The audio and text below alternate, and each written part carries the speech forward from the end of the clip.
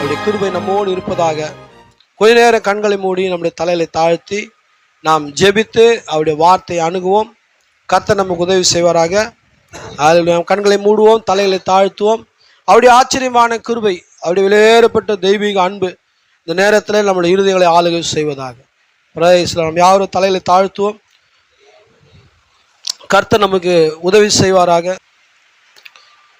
சேனைகளின் கர்த்தர் நல்லவரே, சேதமின்றி எம்மை காப்பவரே. சேனைகளின் கர்த்தர் நல்லவரே, சேதமின்றி எம்மை காப்பவரே. சோர்ந்திடும் நேரங்கள் தேற்றிடும் வாக்குகள் சோதனை வென்றிட தந்தருள்வார். சோதனை நேரங்கள் தேற்றிடும் வாக்குகள் சோதனை வென்றிட தந்தருள்வார். எக்காலத்தும் நம்பிடுவோம் திக்காற்ற மக்களின் மறைவிடம். எக்காலத்தும் நம்பிடுவோம் திக்காற்ற மக்களின் மறைவிடம். பக்கபலம் பாதுகாப்போம், இக்கட்டில் இயேசுவே அடைக்கலம். பக்கபலம் பாதுகாப்போம், இக்கட்டில் இயேசுவே அடைக்கலம். ஆழத்தினின்று நாம் கூப்பிடுவோம், சீக்கிரமாய் வந்து தப்புவிப்பார்.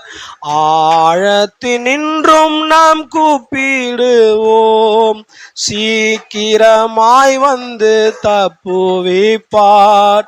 கப்பலின் பின்னணி நீ திரை செய்தினும் கர்த்தர் நம்மோடுண்டு கவலையேன். கப்பலின் பின்னணி நீ திரை செய்தினும் கர்த்தர் நம்மோடுண்டு கவலையே.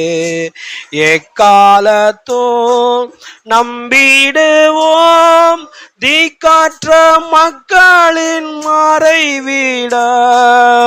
எக்காலத்தும் நம்பிடுவோம் திக்காற்ற மக்களின் மறைவிடம். பக்கபலம் பாதுகாப்போம், இக்கட்டில் இயேசுவே அடைக்கலம். Oh my Lord, oh my Savior, what a great love, Lord Jesus.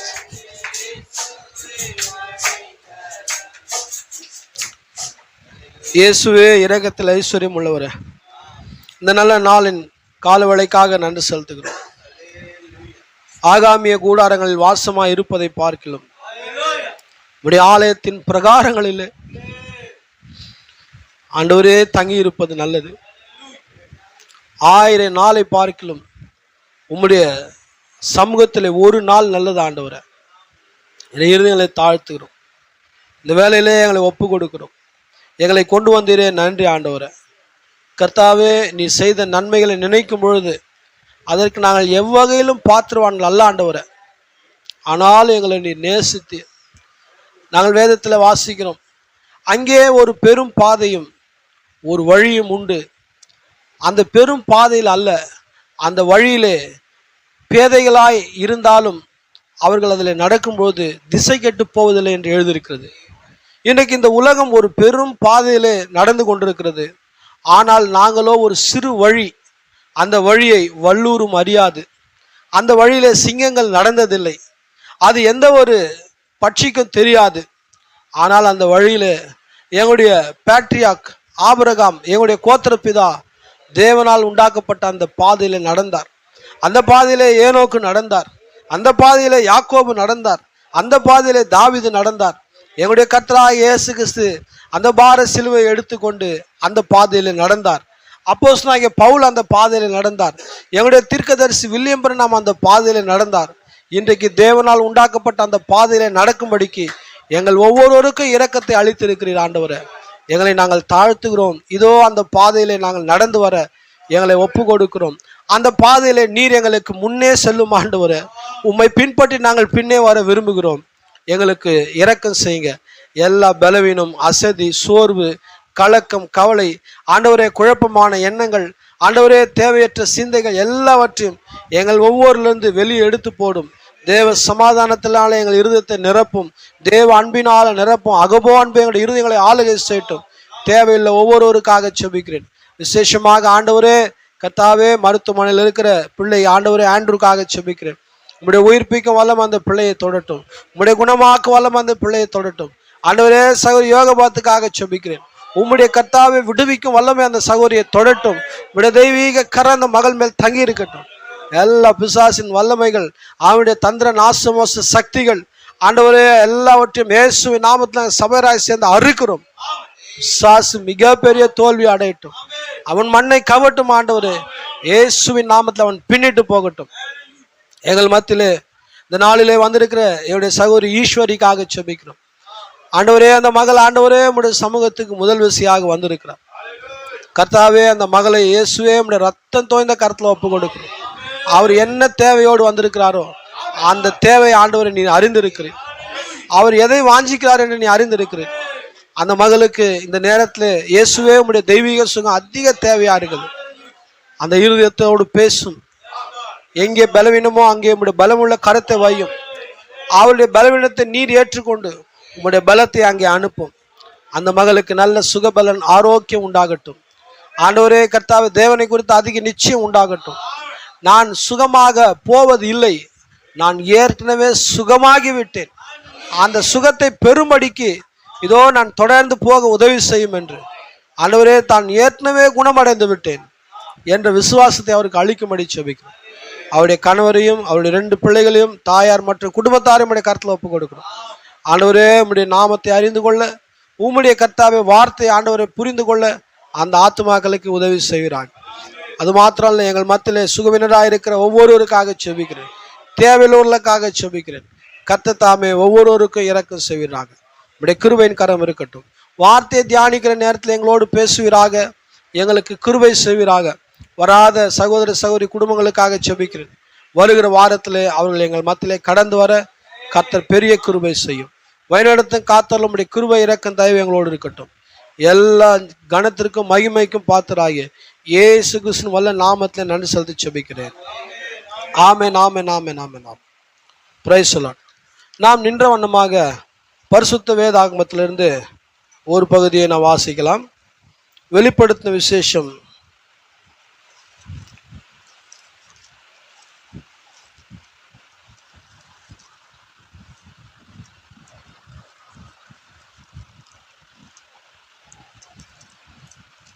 8ஆம் அதிகாரம்.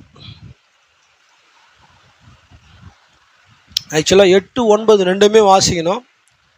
ஆனால் நாம் 9ல் ஒரு சில வசனங்களை நாம் தேவைப்படும் போது வாசித்து கொள்ளலாம். 8, 9ல் ஓகே. நான் 7லேருந்து வாசிக்கிறேன். போன வாரம் நம்ம முழுமையாக வாசித்தோம். இன்னைக்கு 7லேருந்து 13 வரைக்கும் வாசிக்கலாம். முதலாம் தூதன் எக்காலம் ஊதினான். வெளிப்படுத்தின விசேஷம் 8ஆம் அதிகாரம் 7லிருந்து 341 பக்கம். முதலாம் தூதன் எக்காலம் ஊதினான். அப்பொழுது இரத்தம் கலந்த கல்மழையும் அக்கினியும் உண்டாகி பூமியிலே கொட்டப்பட்டது. அதனால் மரங்களில் 1/3 பங்கு வெந்து போயிற்று, பசும்புல்லெல்லாம் எரிந்து போயிற்று. 2ஆம் தூதன் எக்காலம் ஊதினான். அப்பொழுது அக்கினியால் எரிகிற பெரிய மலை போன்றதொரு சமுத்திரத்திலே போடப்பட்டது. அதனால் சமுத்திரத்தில் 1/3 பங்கு இரத்தமாயிற்று.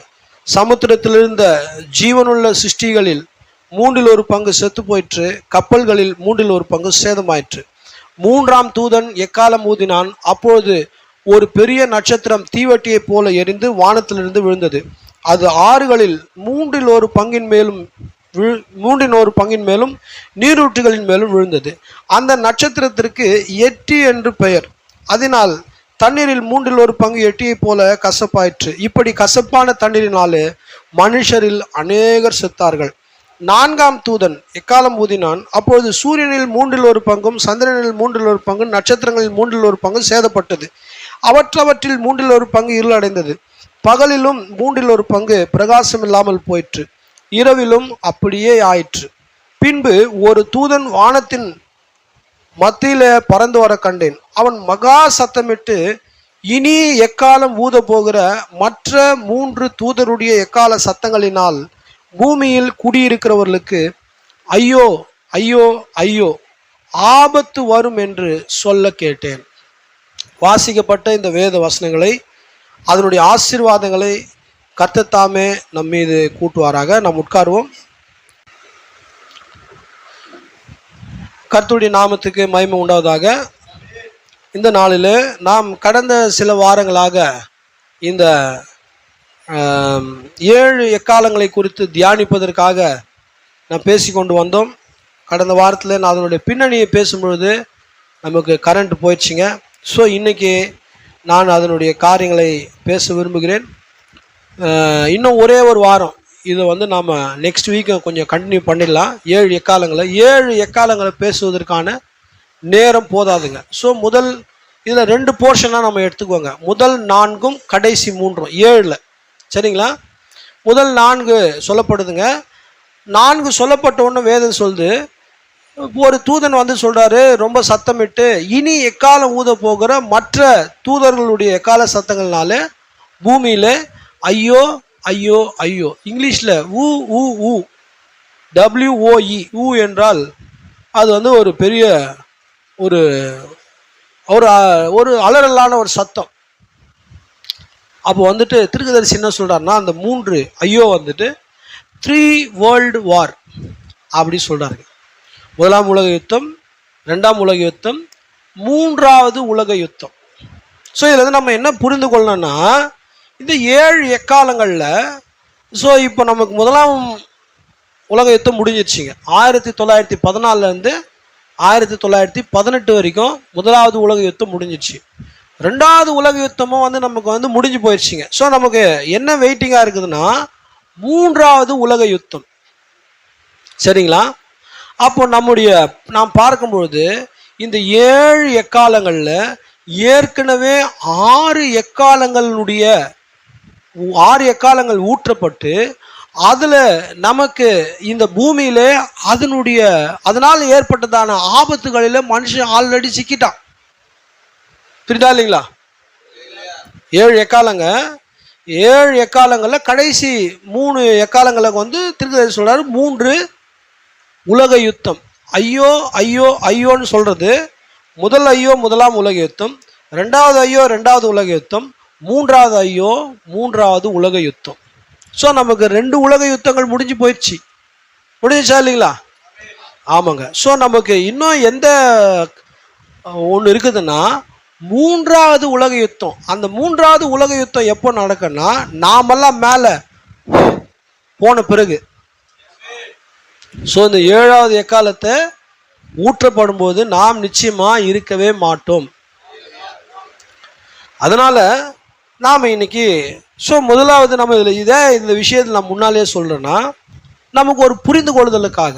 ஸோ இந்த 6 எக்காலங்கள் இந்த பூமியில் என்ன காரியத்தை பண்ணினது அதை தான் நாம் பார்க்க போகிறோம். ஸோ தீர்க்கதரிசி சொல்கிறார், இந்த 7 எக்காலங்களுமே 6வது முத்திரையின் கீழ் முழங்குகிறது அப்படின்னு சொன்னாருங்க.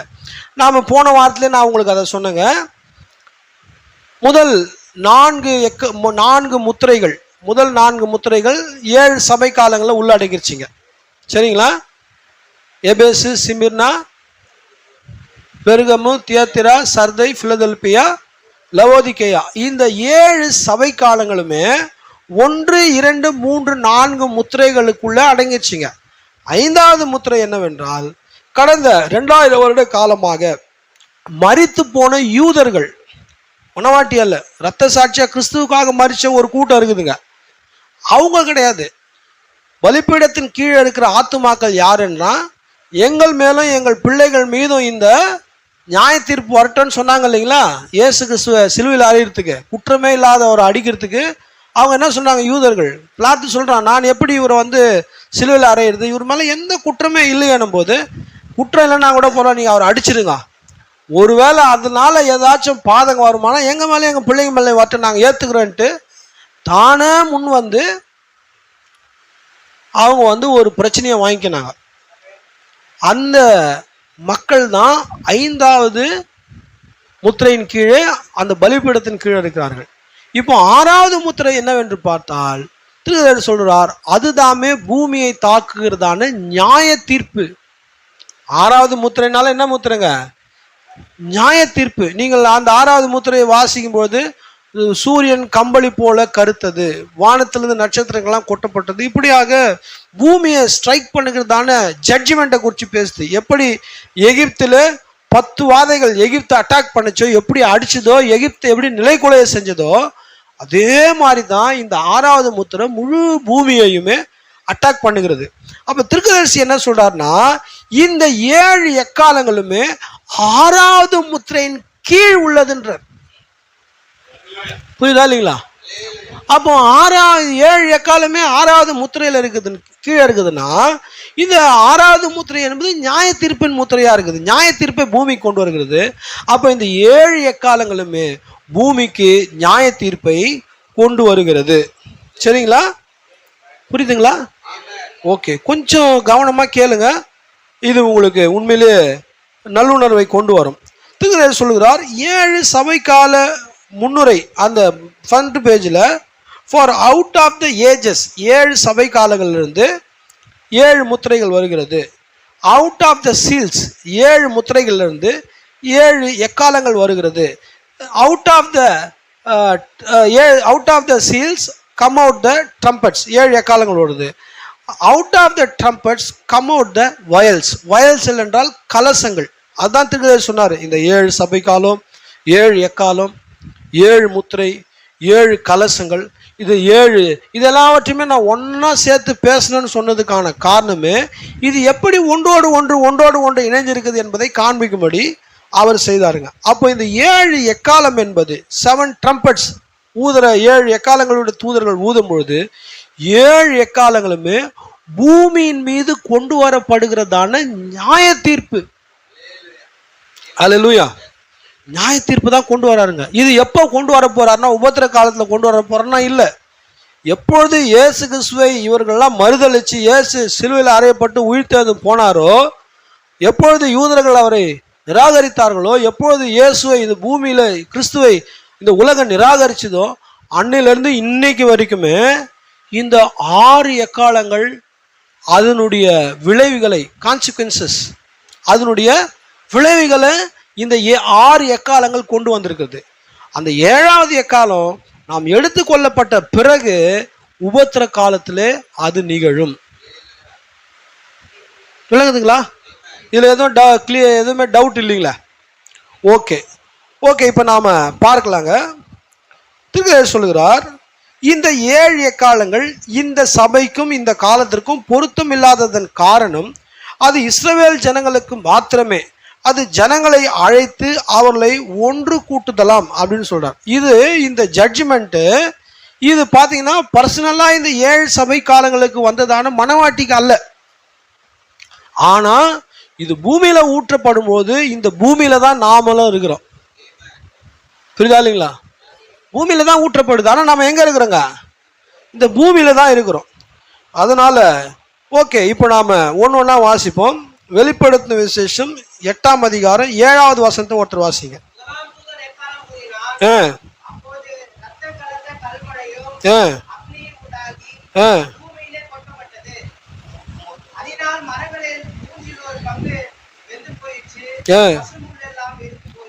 ஓகே, ஸோ இப்போ இங்க என்ன சொல்லுதுன்னா, முதலாவது தூதன் எக்காலம் ஊதும் பொழுது ரத்தம் கலந்த கல்மழையும் அக்கினியம் உண்டாகி பூமியிலே கொட்டப்படுது. ஸோ இந்த ஃபர்ஸ்ட் ட்ரம்பட்டை உடைய எக்காலத்துடைய தூதன் எக்காலம் ஊதும் பொழுது என்ன ஆகுதுன்னா, பூமியில அக்கினியும் அப்புறம் என்ன ஆகுதுங்க, கல்மழையும் பூமியில கொட்டப்படுதுங்க.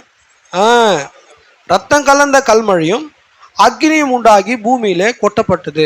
அது பூமியில கொட்டப்பட்டதுனால அதனால என்ன விளைவுகள் உருவாகுதுன்னா, மரங்களில் 1/3 வெந்து போயிற்று, பசும்புல்லெல்லாம் எரிந்து போயிற்று. ஸோ முதலாவது எக்காலமானது ஊதப்படும் பொழுது அக்கினியானது பூமியில கொட்டப்படுது.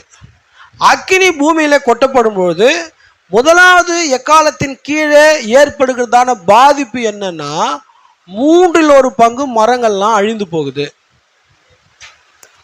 பூமியில இருக்கிறதான புல்லு பூண்டு செடிகள் எல்லாமே என்ன ஆகுதுங்க, 1/3 கருகி போகுது.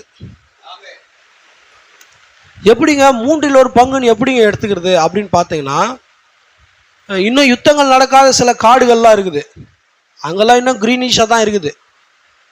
சரிங்களா? நிறைய இடங்கள் இருக்குது, மனிதன் கண்டுபிடிக்காத இடம்லாம் இருக்குது, மனுஷன் தான் கண்டுபிடிக்கல, ஆனால் தேவன் சிருஷ்டித்தார், அவருக்கு தெரியும் அது எந்த இடம்ட்டு. அப்போ ஒரு சில இடங்கள் வந்து பார்த்தீங்கன்னா 1/3 அது தேவனுடைய வார்த்தை, 1/3 இந்த எக்காலத்தின் நிமித்தமாக எல்லாமே அழிந்து போயிற்று. அதுக்கு அடுத்து 8:8 வாசிங்க.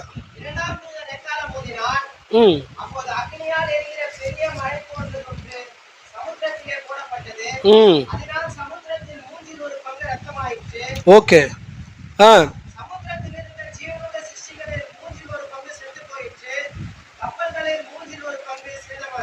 பார்த்தீங்கன்னா முதல்ல எங்க ஊற்றப்பட்டதுன்னா பூமி வந்துட்டு மனிதனுடைய வாழ்விடம். சரிங்களா? நம்முடைய வசிப்பிடம். ஆதியில தேவன் வானத்தையும் பூமியும் சிருஷ்டித்தார். In the beginning God created heaven and the earth. heaven என்பது அவருடைய வாசஸ்தலம், காட்ஸ் டுவெல்லிங் பிளேஸ்.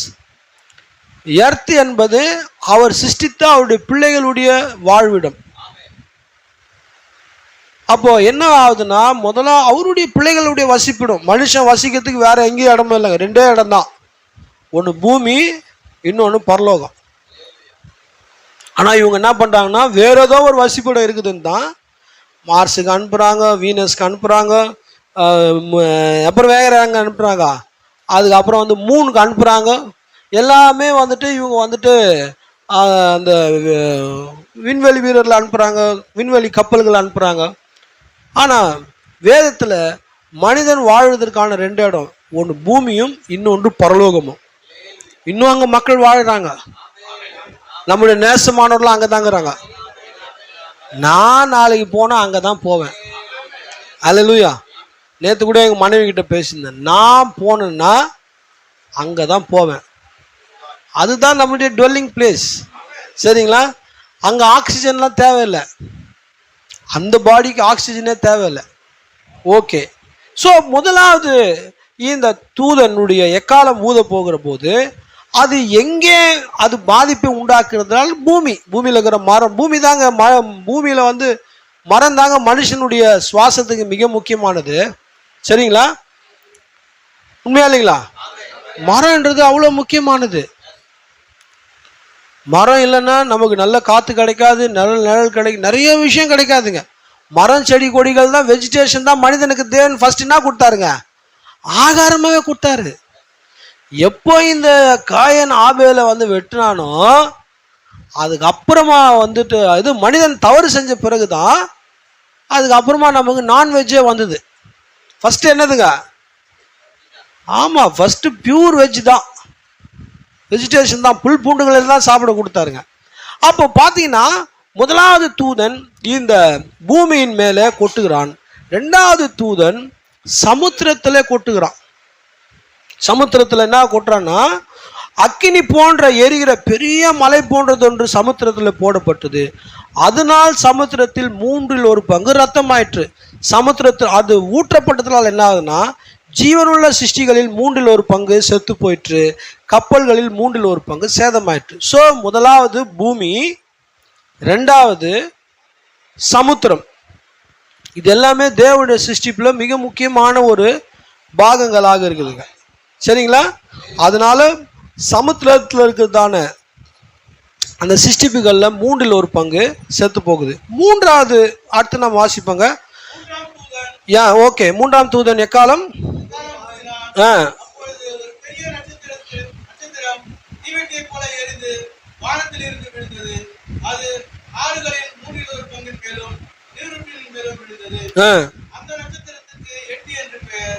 அதனால் தண்ணீரில் 1/3 எட்டியைப் போல கசப்பாயிற்று. இப்படி கசப்பான தண்ணீரில் மனிதர் அடைய கற்றார்கள். ஓகே. ஸோ மூன்றாவது பார்க்கும்பொழுது ரெண்டாவது ஊற்றுறது எதுனா கடல் தண்ணி. கடல் தண்ணி குடிக்க முடியுமா? நம்மளால குடிக்க முடியாது. அதில் வந்து ரொம்ப உப்பு இருக்குது, சால்ட்டி வாட்டர். ஆனால் மூன்றாவதாக இந்த தூதன் எதில் அந்த ஜட்ஜ்மெண்ட்டை கொண்டு வராருன்னா, பாருங்க, அந்த நம்ம மனிதன் குடிக்கிறதான ட்ரிங்கிங் வாட்டர், புரியுதுங்களா, எதில் விழுதுங்க? அது ஆறுகளில் 1/3 பங்கின் மேலும் நீரூற்றுகளின் மேலும் விழுது. ஆற்றில் விழுதுங்க. இதெல்லாம் என்னதுங்க? ஆறு, ஏரி, குளம், இதெல்லாம் நம்ம குடிக்கிற தண்ணி. மனிதன் வாழ்வதற்கான குடிப்பதற்கான தண்ணி தான் இந்த ஆறு, ஏரி எல்லாம். ஸோ முதல்ல வந்து சமுத்திரம், மரம், செடி, கொடி, புல், இது. ரெண்டாவது சமுத்திரம், கடல். கடலில் இருக்கிறதான ஜீவராசிகள், அதில் 1/3 கொல்லப்படுது. அதுக்கு அடுத்தது இந்த சமுத்திரத்தின் மேலே ஊற்றப்படுகிறது. சமுத்திரத்தில் ஊற்றப்படும் போது, சமுத்திரத்தில் இல்லை, ஆறு, ஏரி, நீரூற்றுகள் எல்லாவற்றின் மேலும் இந்த ஆறுகள், ஏரிகள். ஸோ இது எல்லாமே பாருங்கள், இந்த இதனால தான் நாம் வந்து குடிக்கிறோம். இந்த தண்ணி தான் குடிக்கிறோம். இந்த தண்ணியை தான் நம்ம என்ன பண்ணுறோம்? சமையலுக்கு யூஸ் பண்ணுறோம். சரிங்களா? இந்த தண்ணியில் தான் நாம் வந்துட்டு குளிக்கிறோம். இந்த தண்ணி தான் வந்து நாம் வந்து மரத்துக்கு யூஸ் பண்ணுறோம், மரங்களுக்கு ஊற்றுறோம். இந்த தண்ணியை தான் நம்ம வந்து எதுக்கு தரோங்க? கால்நடைகளுக்கு, பறவைகளுக்கு எல்லாம். இதுதான். எதுவுமே கடல் தண்ணியை குடிக்கிறதில்ல. அப்போ 1/3 நியாய தீர்ப்பு இந்த தண்ணி மேலே வருகிறது. அல்லேலூயா. விவசாயத்துக்கு இந்த தண்ணி தான், புரியுதுங்களா? ஸோ எல்லாத்துக்குமே இந்த தண்ணி தான் மிக முக்கியமானது. அப்போ இந்த தண்ணீரின் மேலே இந்த ஜட்ஜ்மெண்ட் வரும்பொழுது அநேக மனிதர் தண்ணினால செத்து போகிறாங்க, தண்ணி பிரச்சனைனால. நான்காவது 8:12 நினைக்கிறேன்.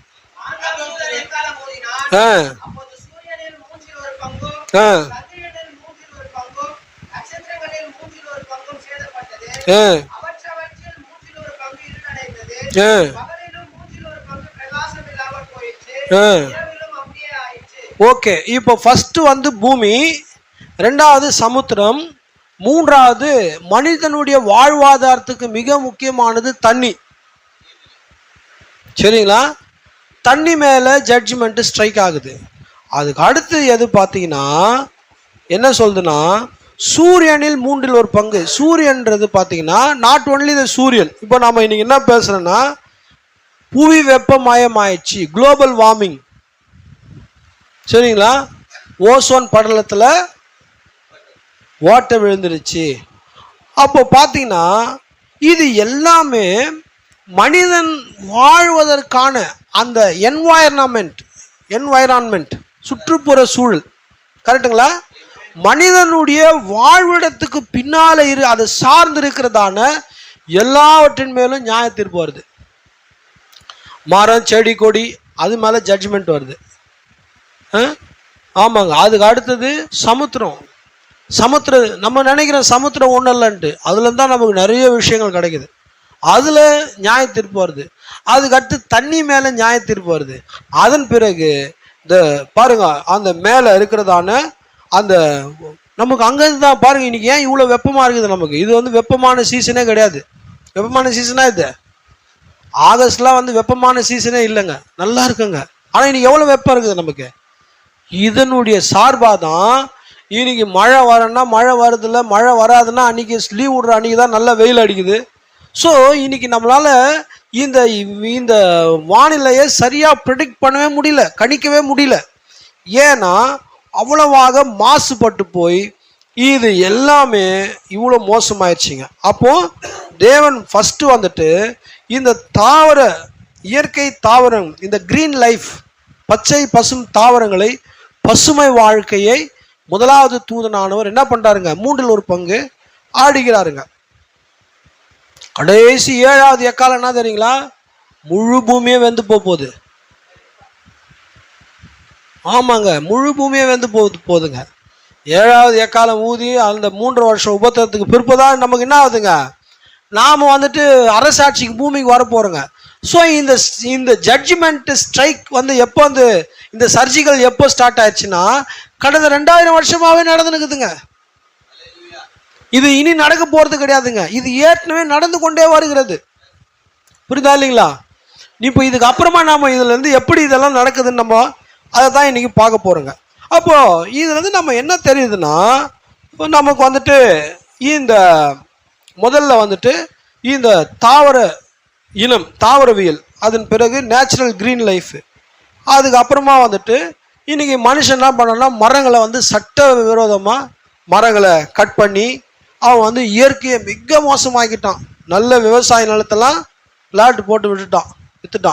விவசாய நிலத்தை வந்து அழித்து என்ன கொண்டு வர போகிறாங்க, ஏர்போர்ட்டு கொண்டு வர போகிறாங்க. ஏர்போர்ட்டு வருதுனால ஒன்றும் பெரிய லாபம்லாம் கிடையாதுங்க.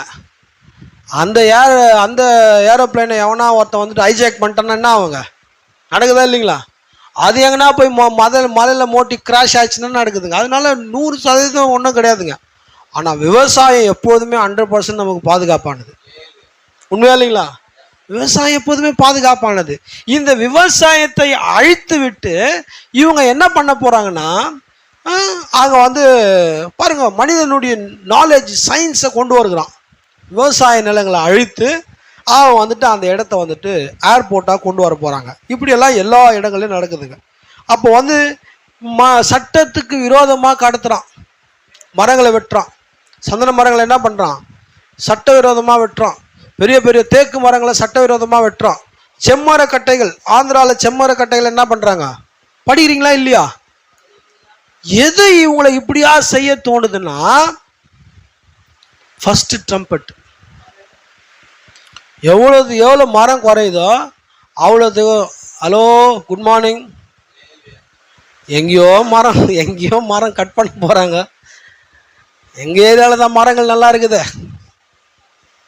மரம் நிறைய அழிக்கப்படுறதுனால தான் வீட்டுக்கு ஒரு மரம் வளர்ப்போம். இப்போ என்ன பண்ணுறான் மனுஷன், ஏதோ பாருங்க, வேதம் ஒருபோதும் பொய்யுரையாது. அதை திரும்ப கொண்டு வரவே முடியாதுங்க. ஜட்ஜ்மெண்ட் ஆனது தான்.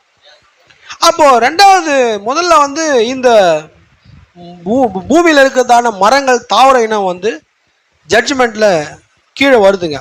ரெண்டாவதாக சமுத்திரத்தில் எப்படி அவன் வந்துட்டு இந்த ஜட்ஜ்மெண்ட் கொண்டு வரப்படுதுன்னா, இன்னைக்கு பூமியில கண்டுபிடிக்கப்படுகிற எல்லா கெமிக்கலுடைய வேஸ்டேஜ் அங்கே தான் கொண்டு போய் கொட்டுறான். புரியுதா இல்லைங்களா? எல்லா கெமிக்கல் வேஸ்டேஜ். ஒரு பாம் ஒன்று வந்து ஒரு புதுசாக ஒரு சோதனை நடத்துகிறான்னா எங்கே நடத்துவாங்க, சமுத்திரத்தை தான் நடத்துவான். சரிங்களா? சமுத்திரத்தில் அந்த நியூக்ளியர் அது பாஸ் ஆகாம ஃபெயில் ஆகாம சக்ஸஸ் ஆகுமான்னு தெரியாதுங்க. அந்த இம்ப்ளிமெண்ட் அவன் எங்கே பண்ணுறாங்க, சமுத்திரத்தில் பண்ணுறான். அதனால என்ன ஆகுதுங்க, அதில் இருக்கிறதான எல்லா ஜீவராசிகள், அதில் இருக்கிறதான மீன்கள், அதில் இருக்கிறதான சிறிது பெரிது எல்லாமே, அதில் நமக்கு மனிதனுக்கு கிடைக்கக்கூடியதான நிறைய தாதுக்கள், நிறைய மெடிசன்ஸ், இது எல்லாவற்றுமே மனிதன் அழித்து போடுகிறான். சில கடல்களில் பார்த்தோம்னா, நான் உங்களுக்கு அந்த பிக்சரில் அமிச்சம் பார்த்தீங்களா ஒரு 2 வாரத்துக்கு முன்னால், எவ்வளோ வேஸ்டேஜ் குப்பெல்லாம் ரோட்டில் கிடக்குது கடற்கரையில். கடல் தண்ணியே மோசமாகுது. கடல் தண்ணியே அவ்வளோ ஒரு மோசமான ஒரு கலரில் மாறி போயிடுதுங்க. அப்போ இந்த கெமிக்கல் வேஸ்டேஜஸ் எல்லாமே வந்துட்டு தேவையற்ற எல்லாவற்றையும் அவன் கண்டுபிடிக்கிற எல்லா வேஸ்டேஜ் சாயப்பட்டலேருந்து வருகிறது எல்லாவற்றையுமே கொண்டு வந்து அவன் கடலில் கொண்டு வந்து கடலில் இருக்கிறதான இந்த விஷயங்களை அவன் அழிச்சிடறான். அதன் பிறகு இந்த மூன்றாவது பார்த்தீங்கன்னா வாட்டர், மனிதன் குடிக்கிறதான வாட்டர். இன்னைக்கு நமக்கு கிளீன் வாட்டர்ன்றது ரொம்ப சவாலாக போயிடுச்சுங்க. தண்ணினால தான் நிறைய பிரச்சனையே வருது. இந்த பைப்பை மெட்ரோ வாட்டர் பைப்பை இங்கே போடுறான், சீவேஜ் வாட்டர் பைப்பு கீழே போகுது இல்லை மேலே போகுது. சிலது ரெண்டுமே ஒன்னோட ஒன்று பின்னியே போகுது. இவர் இது எதில் போட்டுக்கிறாரு, தங்கத்தில் போட்டுக்கிறாரு, இரும்பில் போடுறாருங்க, அயனில். அது என்ன ஆகுதுங்க, துரு பிடிக்குதுங்களா? கொஞ்ச நாள் கழிச்சு இரும்பு பைப்பை நம்ம எடுத்தோம்னா அந்த பைப் எப்படி வருதுங்க, பாதியாக உடஞ்சி வருதுங்க. அப்போ சீவேஜ் வாட்டர், கழிவு நீரும் குடிநீரும் ஒன்றாக கலக்குதுங்களா? இதனால ஸோ நமக்கு உண்மையிலேயே பாருங்க, நமக்கு மெட்ரோ வாட்டரில் வர்ற வாட்டரா சரி, போர் வாட்டரா சரி, கிணத்து தண்ணீரா சரி, தண்ணியில் என்ன ஆகுதுங்க, தண்ணியில் கண்டம் இருக்குது. தண்ணினால ஆரோக்கியம் கெட்டு போகுது. பாருங்க, தண்ணினால நிறைய வந்து மாசு அடைஞ்சிருச்சு. போயிட்டு என்ன பண்ணுறான், ஏரியில் விழுந்து செத்து போயிடுறான். ஏரியில் விழுந்து ஏரியில் வந்து எல்லாமே செத்து போகிறான். கோழிக்கடையில் வந்து வெட்டுற கழுத்து கால் ரெக்கையெல்லாம் எங்கே என்ன பண்ணுறான்? நீங்கள் போய் பாருங்கள், செம்மரம்பாக்கம் ஏரியில் நமக்கு அந்த தண்ணி தான் வருது. அந்த ஓரத்தில் பார்த்தீங்கன்னா அந்த கழிவுகளை தான் கொட்டியிருக்கிறான். நமக்கு தண்ணி வந்து நம்ம வந்து என்ன பண்ணுறோம், அந்த தண்ணி அந்த தான் வருது மெட்ரோ வாட்டர் நமக்கு. அப்போது வந்து நமக்கு உண்மையிலேயே அது ஏரி தண்ணீராக இருந்தாலும் சரி, குளம் தண்ணீராக இருந்தாலும் சரிங்க, நமக்கு வந்து தண்ணி நல்லாவே இல்லை. அதனால என்ன பண்ணுறான், மனிதன் புதிய கண்டுபிடிப்பாக்கி நமக்கு வந்து பாட்டில் ட்ரிங்க்ஸை கொண்டு வந்துட்டான். அந்த பாட்டில் ட்ரிங்க்ஸுக்கு பேர் என்ன பண்ணா மினரல் வாட்டர்னு வச்சுட்டான். இயற்கையானது தான் மினரல் வாட்டர். ஒரு தண்ணி எவ்வளோ தடிமனாக இருக்கணும்னு ஒரு அளவு இருக்குது, டென்சிட்டி, சரிங்களா? அந்த அளவு தடிமன் இருந்தால் தான் அது நல்ல வாட்டர். நீங்கள் எந்த மினரல் வாட்டரை குடிச்சிங்கனாலும் குழன்னு இருக்கும், ஏதோ எண்ணெயை குடிக்கிற மாதிரி இருக்கும். இருக்குதா இல்லைங்களா?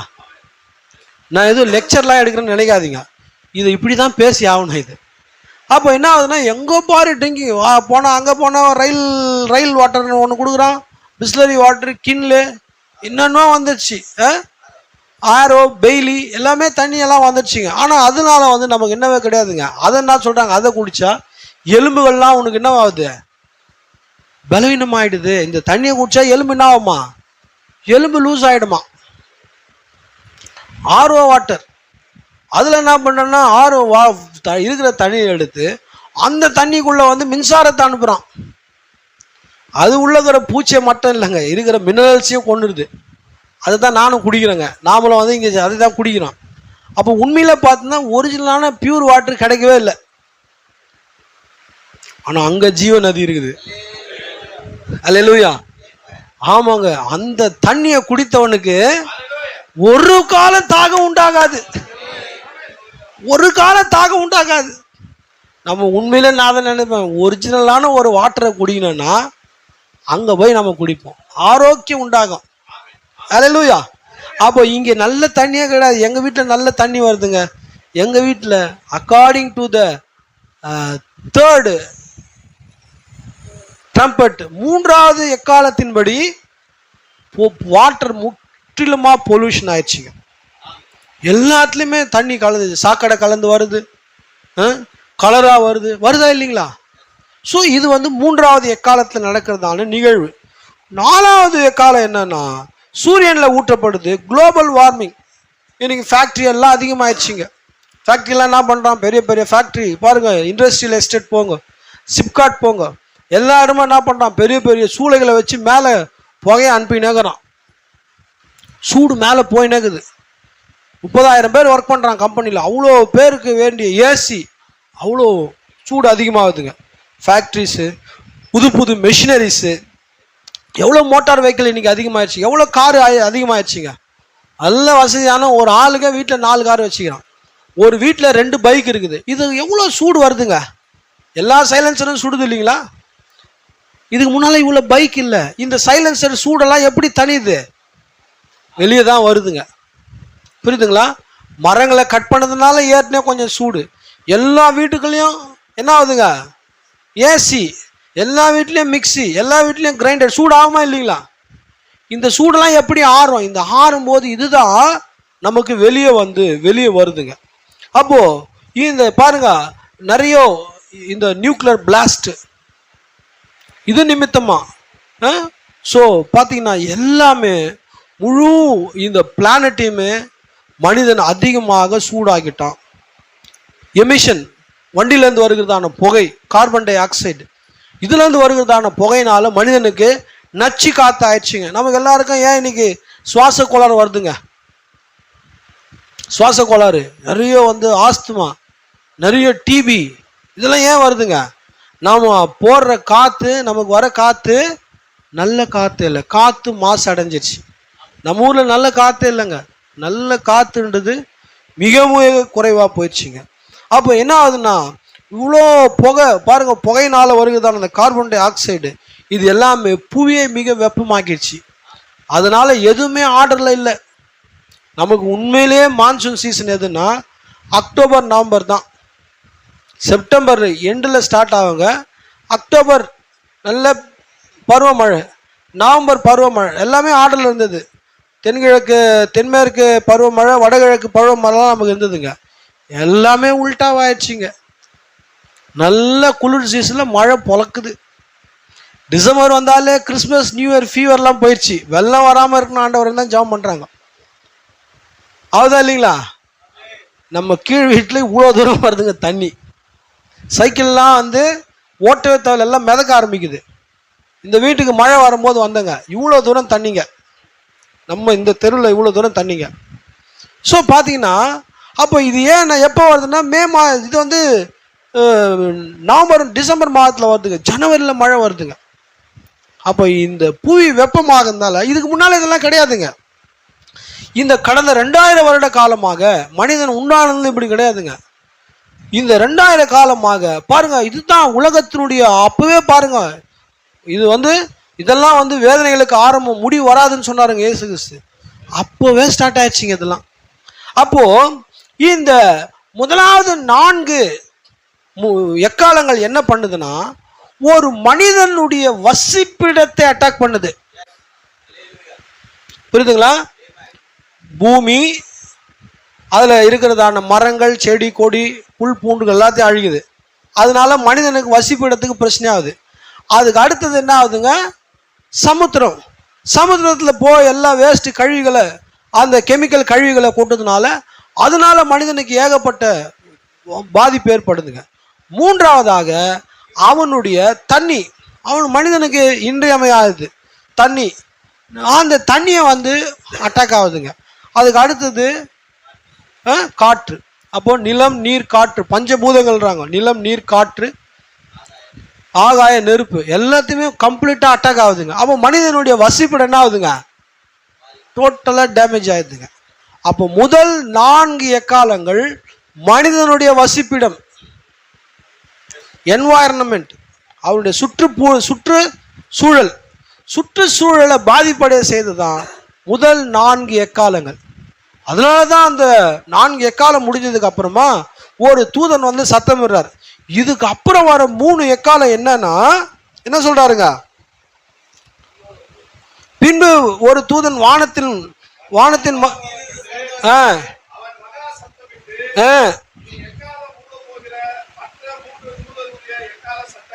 நல்ல கவனமா கேளுங்க. இனி எக்காலம் ஊத போகிற மற்ற 3 தூதருடைய எக்கால சத்தங்களினால்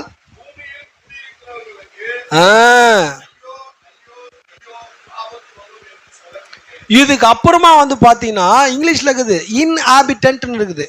இன்ஹாபிட்டன்ட்னா வசிப்பிடம். ஆனா இப்ப யாருன்னா குடி இருக்கிறான் பாத்தீங்க, பிரஜை யாருங்க? நம்ம மனிதன். முதல் 4 வசிப்பிடத்தை அட்டாக் பண்ணுது, சுற்றுச்சூழலை அட்டாக் பண்ணுது. அதனால மனிதன் செத்து போறான்.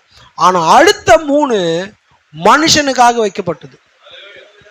அதுதான் first world war, second world war, third world war. World வார்ல என்ன பண்ணிக்கிறான்?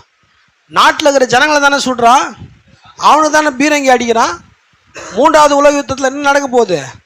இன்னைக்கு ஐநால மொத்தம் 195 195 தெரில, அவ்வளோ நாடுகள் ஐநால யுனைடெட் நேஷன்ல மெம்பரா இருக்கிறாங்க. 195 நினைக்கிறேன், 95 96 அப்படி இப்படி சொல்றாங்க. 96 ஓகே. ஸோ 196 இவ்வளோ பேர் மெம்பரா இருக்கிறாங்க. மெம்பர் ஆகாத நாடுகளும் இருக்கிறாங்க. பப்புவா கினிவா, டிரினிடாட் டுபாக்கோ, இந்த மாதிரி சில நாடுகள்லாம் மெம்பர் ஆகாத சின்ன நாடுகள்லாம் இருக்கிறாங்க. இவங்கெல்லாம் மொத்தமாக சேர்த்தா 250 நாடு வந்துடுங்க. இது வரைக்கும் இவ்வளோ நாடுகள் இருக்குது. இவ்வளோ பேரும் அடிச்சுக்க போகிறான். இவ்வளவு பேரும் அடிச்சுக்கின்னு இவ்வளவு பேருக்கும் யுத்தம் மூளை போகுது. இது எங்கே நடக்க போகுதுங்க? Third world war. First world வார்ல எத்தனையோ கோடி மக்கள் செத்து போயிட்டாங்க, நிறைய மக்கள் செத்து போயிட்டாங்க. அந்த யுத்தத்தினால வந்த பிறகு மனிதன் செத்ததுனால அதுலேருந்து வந்ததான வைரஸ்னால பல கோடி மக்கள் செத்து போயிட்டாங்க.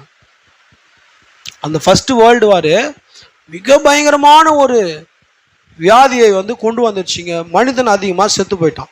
அப்போ first 4 trumpets deals with the trees, the environment, அப்புறம் சமுத்திரம், அதன் பிறகு தண்ணி. அப்போ இந்த முழு இந்த நம்முடைய வாழ்விடங்களை இது வந்து என்ன ஆகுதுன்னா மாசுபடுத்துது. அது வந்து ஒழுங்கு முறைமையிலேருந்து விலக செய்கிறது. ஆனால் 8:13 3 வேர்ல்டு வாருக்கு அடுத்தடுத்து 3 ட்ரம்பட்ஸ். அல்லேலூயா. இது 3 யாருன்னா குடியிருப்பாளர்கள், குடிமகன்கள், இன்ஹாபிட்டட்ஸ், இவங்களுக்கு தான். இப்போ முதல் 4 வசிப்பிடங்களுக்கு ஆபத்து, நெக்ஸ்ட் 4 வசிப்போருக்கு ஆபத்து. புரியுதா இல்லைங்களா? 7 ட்ரம்பட்டை வந்து நம்ம எல்லாமே நமக்கு வந்து பார்த்தீங்கன்னா தீர்க்கதரிசி வந்ததுக்கு அப்புறம் பார்ட்டாக தான் நமக்கு பிரசங்கித்தார். சரிங்களா? 70 வாரத்தில் முதல் 7 வாரம், அதுக்கு அடுத்தது 62 வாரம் சொன்னாருங்களா? அதுக்கப்புறமா வந்து 3 வாரம், அதுக்கப்புறமா 3 வாரம்.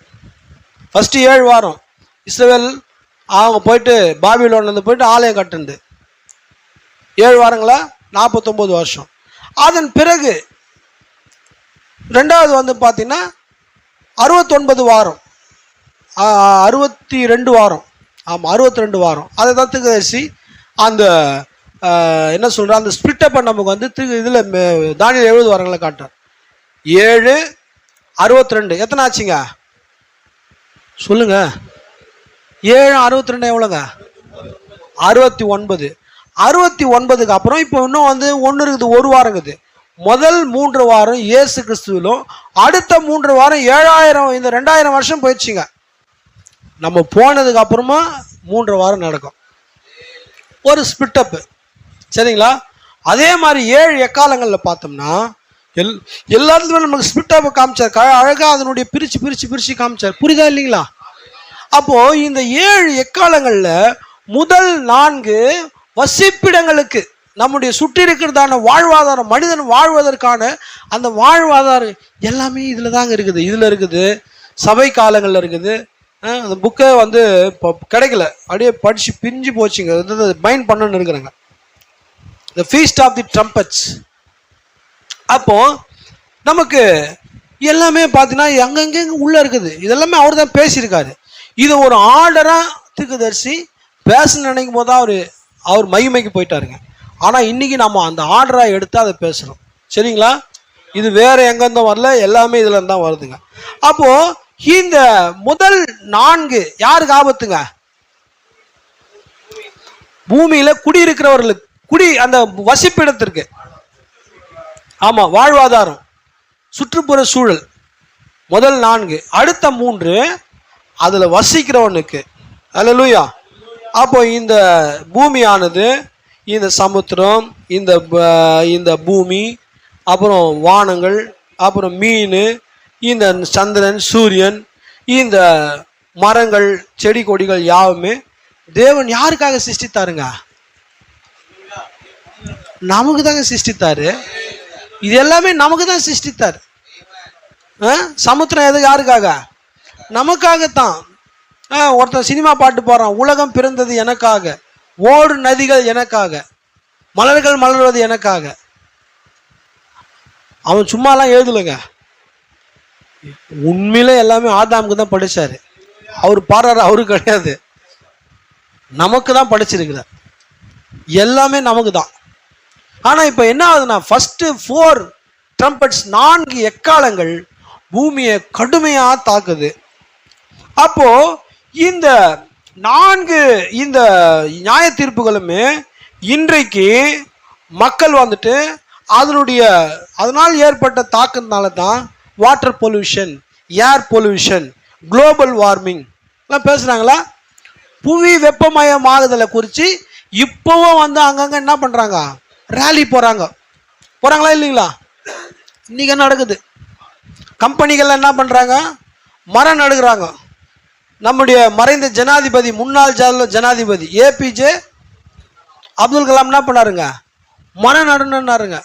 அதுக்கப்புறம் இப்போ நடிகர்கள்லாம் மரம் நடுறாங்க. இப்போ என்ன பண்ணுறாங்க? கல்யாணத்துலலாம் என்ன பண்ணுறாங்க? பிரதருங்க கூட கொடுத்தாங்க, கல்யாணத்தில் வந்து செடியெல்லாம் கொடுக்குறாங்க. என்ன சொல்ல வராங்க?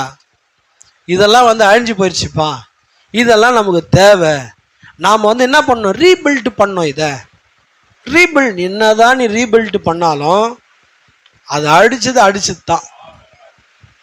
அவர் கோணலாக்குனதை யாரால நேராக்க முடியாது. அவர் ஒருத்தனை நேராகிட்டார்னா யாராலையும் அவனையும் அந்த சகோதரியோ கோணம் ஆக்கவே முடியாது. ஏன்னா செஞ்சது அவர் உங்களை நேரம் ஆக்குனார்னா முழு உலகமே வந்தாலும் உங்களை கோணம் ஆக்க முடியாதுங்க. அவர் உங்களை கட்டினார்னா யாரும் உங்களை உடைக்க முடியாது. ஆனா அவர் ஒன்னும் உடைக்கணும்னு நினைச்சார்னா முழு சேனையே வந்தாலும் யாராலும் கட்ட முடியாது. அதனால தேவன் ரொம்ப நல்லவர். நம்மளெல்லாம் அவரு தான் கட்டுகிறார். நாம் அவருடைய கரத்தின் கிரியைகளாக இருக்கிறோம். நாம ஒவ்வொரு தடவை ஜெபம் பண்ணும்போது வேதம் வாசிக்கும் போது நீ அவங்களுடைய பட்டறைக்கு வர்றீங்க. அவர் உங்களை ஷேப் பண்ணுகிறார். பரிசுத்த ஆவி உங்களை உணர்த்துகிறார். உங்களுடைய குற்றத்தை உனக்கு போதிக்கிறார். யாருக்கெல்லாம் தான் செய்யற தவறு என்று உணர்த்தப்படுதோ உண்மையிலே நீங்க ஆசீர்வதிக்கப்பட்ட மக்கள். ஆமா, இன்னைக்கு நிறைய பேர் தாங்கள் செய்யறது தவறுன்னு தெரியாமே வாழ்க்கை வாழறாங்க. ஆனா யார் ஒருவருக்கு தாங்கள் செய்யறது தவறு அப்படி என்ற உணர்வு இருக்குது. தப்பு செய்யும் போது சும்மாவே தப்பு செய்யணுன்ற உணர்வு அப்படி சொல்ல வரலங்க. நீங்கள் ஒரு மிஸ்டேக்ஸ் பண்ணும் பொழுது பாருங்க, பரிசுத்தாய் ஒருவனை நேசிக்கிறார் என்றால் அவனை கண்டித்து உணர்த்துவார். எப்படி கண்டித்து உணர்த்துவார்? உன்னுடைய இருதயத்துல மனசாட்சி. பவுல் என்ன எழுதுறாருங்க, நீ நியாயப்பிரமாணம் உனக்கு ஸ்பிரிச்சுவலா உள்ளவே வச்சுட்டாரு. நீ கோபப்படும் போது உனக்கு உள்ள நியாயப்பிரமாணம் ஸ்பிரிச்சுவல் லா உனக்கு உள்ள பேசும். நியாயப்பிரமாணத்தை அவர் எப்போ கொண்டு வந்தார்னா மோசஸ் கிட்ட தான் கொண்டு வந்தாருங்க. ஆனா காயின் ஆபேலை கொன்ன உடனே அவன் முகநாடி வேறுபட்டுச்சு. கொலை செய்யாதிருப்பாயாக என்ற அந்த நியாயப்பிரமாணம் அவனுக்குள்ள வித்தியாசமான ஃபீலிங்கை கொண்டு வந்துருச்சு. அவங்ககிட்ட யாரும் 2 பேர் தாங்க இருக்கிறாங்க. இதை தப்புன்னு யாருமே போய் காயின் கிட்ட சொல்லவே இல்லை. அவனுக்கு உள்ளவே அந்த லா இருக்குது. சரிங்களா? ஆமா, அதே மாதிரி தான் தேவன் நமக்குள்ள அந்த லா வச்சிருக்கிறார். ஆனா நாம் தவறு ஏதாவது உங்க கணவர்கிட்ட நீங்க கோவப்படும் போது, மனைவி கிட்ட கோவப்படும் போது, பிள்ளைங்க கிட்ட கோவப்படும் போது, உங்க மேனேஜர் கிட்ட பொய் சொல்லும் பொழுது, சரிங்களா, லீவு வேணும்னா எல்லாரையும் சாவடிக்குது. ஆனா அதை நீ செஞ்சுட்டு ஃபீலிங்கே இல்லாமல் இருக்குன்னா சம்திங் ராங். அவன் ஃபீலிங் வரணும் உனக்கு. அல்லேலூயா. ஆமா, ஏன்னா எந்த ஒரு தவறையும் நான் செஞ்சேன்னா தேவன் முன்னால போய் நிற்க முடியாது. தேவன் தவறை ஒருபோதும் ஆதரிக்கவே மாட்டார். தப்புனா தப்பு தான். ஆனால் நீ எந்த தப்பை செஞ்சு அவர்கிட்ட அறிக்கை செஞ்சாலும் உன்னை ஏற்றுக்கொள்வார். அது எந்த மனிதனுமே ஏற்றுக்கொள்ள முடியாத ஒன்றாக இருந்தாலும் அந்த ஸ்திரீ என்ன பண்ண, எல்லாரும் கல் அடிக்கிறாங்க. அவன் கையும் களமா பிடிக்கப்பட்டாலும் வேதம் சொல்லுது. கையும் களமா மாட்டிக்கினாங்க. யாரோ ஒருத்தரோடு அவளுக்கு ஒரு தவறான விவகாரம் இருக்கும்போது பிடிச்சிட்டாங்க, கையும் களமா பிடிச்சிட்டாங்க. எல்லாரும் கல் எடுக்கிறாங்க. அந்த நியாயப்பிரமாணத்தை கொடுத்தவரே இப்போ அங்கே நிற்கிறார். கல் அடிக்கணும்னு யார் சொன்னாரோ அவரே இப்போ அங்கே நிற்கிறார். அவங்க பார்க்குறாங்க, என்னத்தான் சொல்றாரு பார்ப்போம், என்ன சொல்றாருன்னு பார்க்கலான்னு அவன் யோசிக்கிறான். அவர் சர்வ ஞானி. யார் தவறு யார் பாவம் செய்யல அவன் முதல் கல்ல அடிங்கன்ட்டார். அடிக்கலாம்.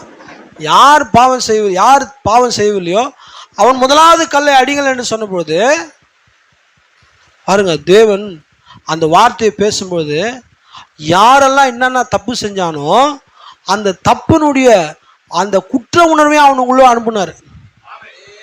இல்லைன்னா போட முடியாதுங்க. கல்ல போட முடியும்னு நினைக்கிறீங்க? போடவே முடியாது. பாருங்க, தேவன் அவன் இதயத்தை குற்றப்படுத்துகிறார். அவன் குற்றப்படுத்தின உடனே எல்லாரும் கல்லை போட்டான். அவர் கீழே குனிஞ்சு எழுதுறாரு. பார்க்குறாரு, ஒருவனும் இல்லையே, யாரும் ஒன்று அடிக்கலையா அப்படின்னும் போது இப்போ எல்லாரும் போயிட்டாங்க. இப்போ அடுத்தது அவர் சொன்ன வார்த்தை அவர் தான். இப்போ சொன்னார், யார் உங்களில் பாவம் செய்யல முதலாவது கல் அடிக்கலன்னு சொன்னவர் அவர் தான். இப்போ கல் அடிக்கிறதுக்கு எல்லா வகையிலும் தகுதியானவர் அவர். தகுதியானவரா? அவர் எந்த பாவமும் செய்யல. அவர் தான் லாவை கொடுத்தாரு. கல்லை அடிக்கிறதுக்கு தகுதியானவர் சொன்னார், நானும் உன்னை மன்னிக்கிறேன் போ, ஆனா ஒண்ணு, இனி நீ முன்ன செஞ்சதை செய்யாத.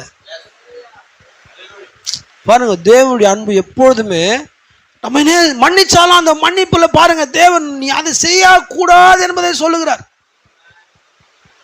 இன்னைக்கு எல்லாம் நினைக்கிறாங்கன்னா, ஜனங்க கிருபை வந்து பாவம் செய்வதற்கான லைசன்ஸ் நினைக்கிறாங்க.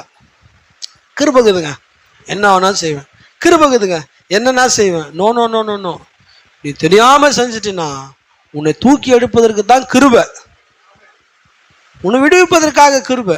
அதுக்காக கிருபை என்ற அதை நீங்கள் லைசன்ஸ் மாதிரி மாட்டின்னு கழுத்தில் போட்டுக்கின்னு நீ துணிகரமாக போயிட்டு சினிமாவுக்கு போகிறது, குடிக்கிறது, புகைக்கிறது, கேர்ள் ஃப்ரெண்டோட சுற்றுறது, இதெல்லாம் வந்து கிருபை கிடையாதுங்க. புரியுதா இல்லைங்களா? அப்போ பார்த்தீங்கன்னா இந்த தேவன் அவ்வளவு இரக்கமுள்ளவராக இருக்கிறார். அவர் உன்னை விடுவிச்சார்னா யாருமே உன்னை குற்றம் சாட்ட முடியாது. அப்போ இந்த 4மே வசிப்பிடங்களுக்கு பாதிப்பு உண்டாகுது. அடுத்த 3 வசிக்கிறவனுக்கு, மனிதனுக்கு, சிட்டிசனுக்கு, குடியாளனுக்கு. புரியுதா இல்லைங்களா? 5, 6, 7 எக்காலங்கள். அப்போ இந்த எக்காலங்கள் இது எல்லாமே 6வது முத்திரையின் கீழே தான் முழங்குகிறது. 6வது முத்திரை பூமிக்கான நியாய தீர்ப்பு. அல்லேலூயா. 7th சீல், அங்க பாத்தீங்கன்னா 7th சீல் 8:1 என்ன வாசிக்கிறேன்னா, 8ஆம் முத்திரை திறந்த பொழுது அங்க அமைதியாகுது, எந்த சத்தமும் இல்லை, எந்த எக்காலமும் ஊதுல அதுல. சரிங்களா? 7வது முத்திரையில எந்த எக்காலமும் கிடையாது, ஒரே சைலண்ட். ஆனா 6வது முத்திரையில 7 எக்காலம் இருக்குது. புரியுதா இல்லைங்களா? 7ஆம் முத்திரையில சைலன்ஸ், ஒண்ணுமே இல்லை, எல்லாமே நிசப்தமா இருக்குது. ஆனா 6வது முத்திரையில 7 எக்காலம் இருக்குது. இந்த 7 எக்காலங்களுமே பூமிக்கு நியாய தீர்ப்பை கொண்டு வருகிறது.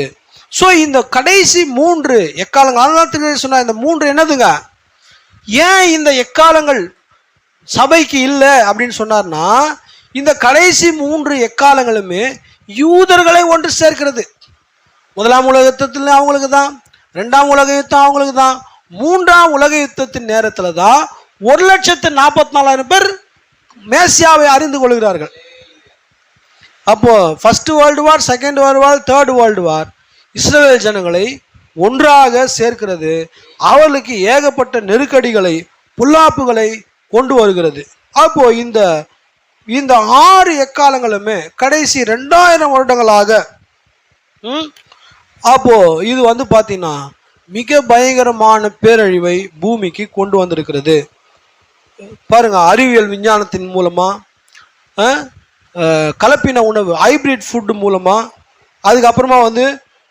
அதுக்கப்புறம் இந்த நியூக்ளியர் வெப்பன், அணு ஆயுதங்கள், அட்டாமிக் பாம் மூலமா மனிதன் பூமியிலிருந்து வெட்டி எடுக்கப்பட்ட உலோகங்களினால பூமி லூஸ் ஆகி அதனால ஏற்படுகிறதான பூமி அதிர்ச்சிகளின் மூலமா. புரியுதா இல்லைங்களா? பாருங்க, இவ்வளோ ஒரு 30 அடுக்கு டவர் கட்டுறான், பக்கத்தில் 10 கட்டுறான். அந்த இடத்துல வந்து எவ்வளோ ஹைட்டு கட்டுறனா அவ்வளோ ஹைட்டு கீழே பில்லரை போடுறான். அப்போ அவ்வளோ இடம் வெற்றிடம் ஆனால் அந்த இடம் என்ன ஆகும்? அவ்வளோ இடம் வெற்றிடம் ஆகுதுங்க. நிச்சயமா அது எர்த்துக்கு, பூமி அதிர்வுக்கான ஒரு அது சூழ்நிலை அவனே உருவாக்கிடுறான். புரியுதுங்களா? ஆமாங்க, எல்லாம் அவ்வளோ மண்ணை வாரி அந்த ஏரியாவே ஒரு பெரிய கிரவுண்ட் அளவுக்கு அவ்வளோ எத்தனையோ அடி ஆழத்துக்கு எடுக்கிறான்.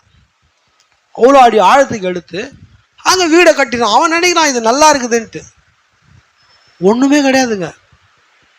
2001 அடிச்சாங்க பாருங்க, ட்ரேட் சென்டர்.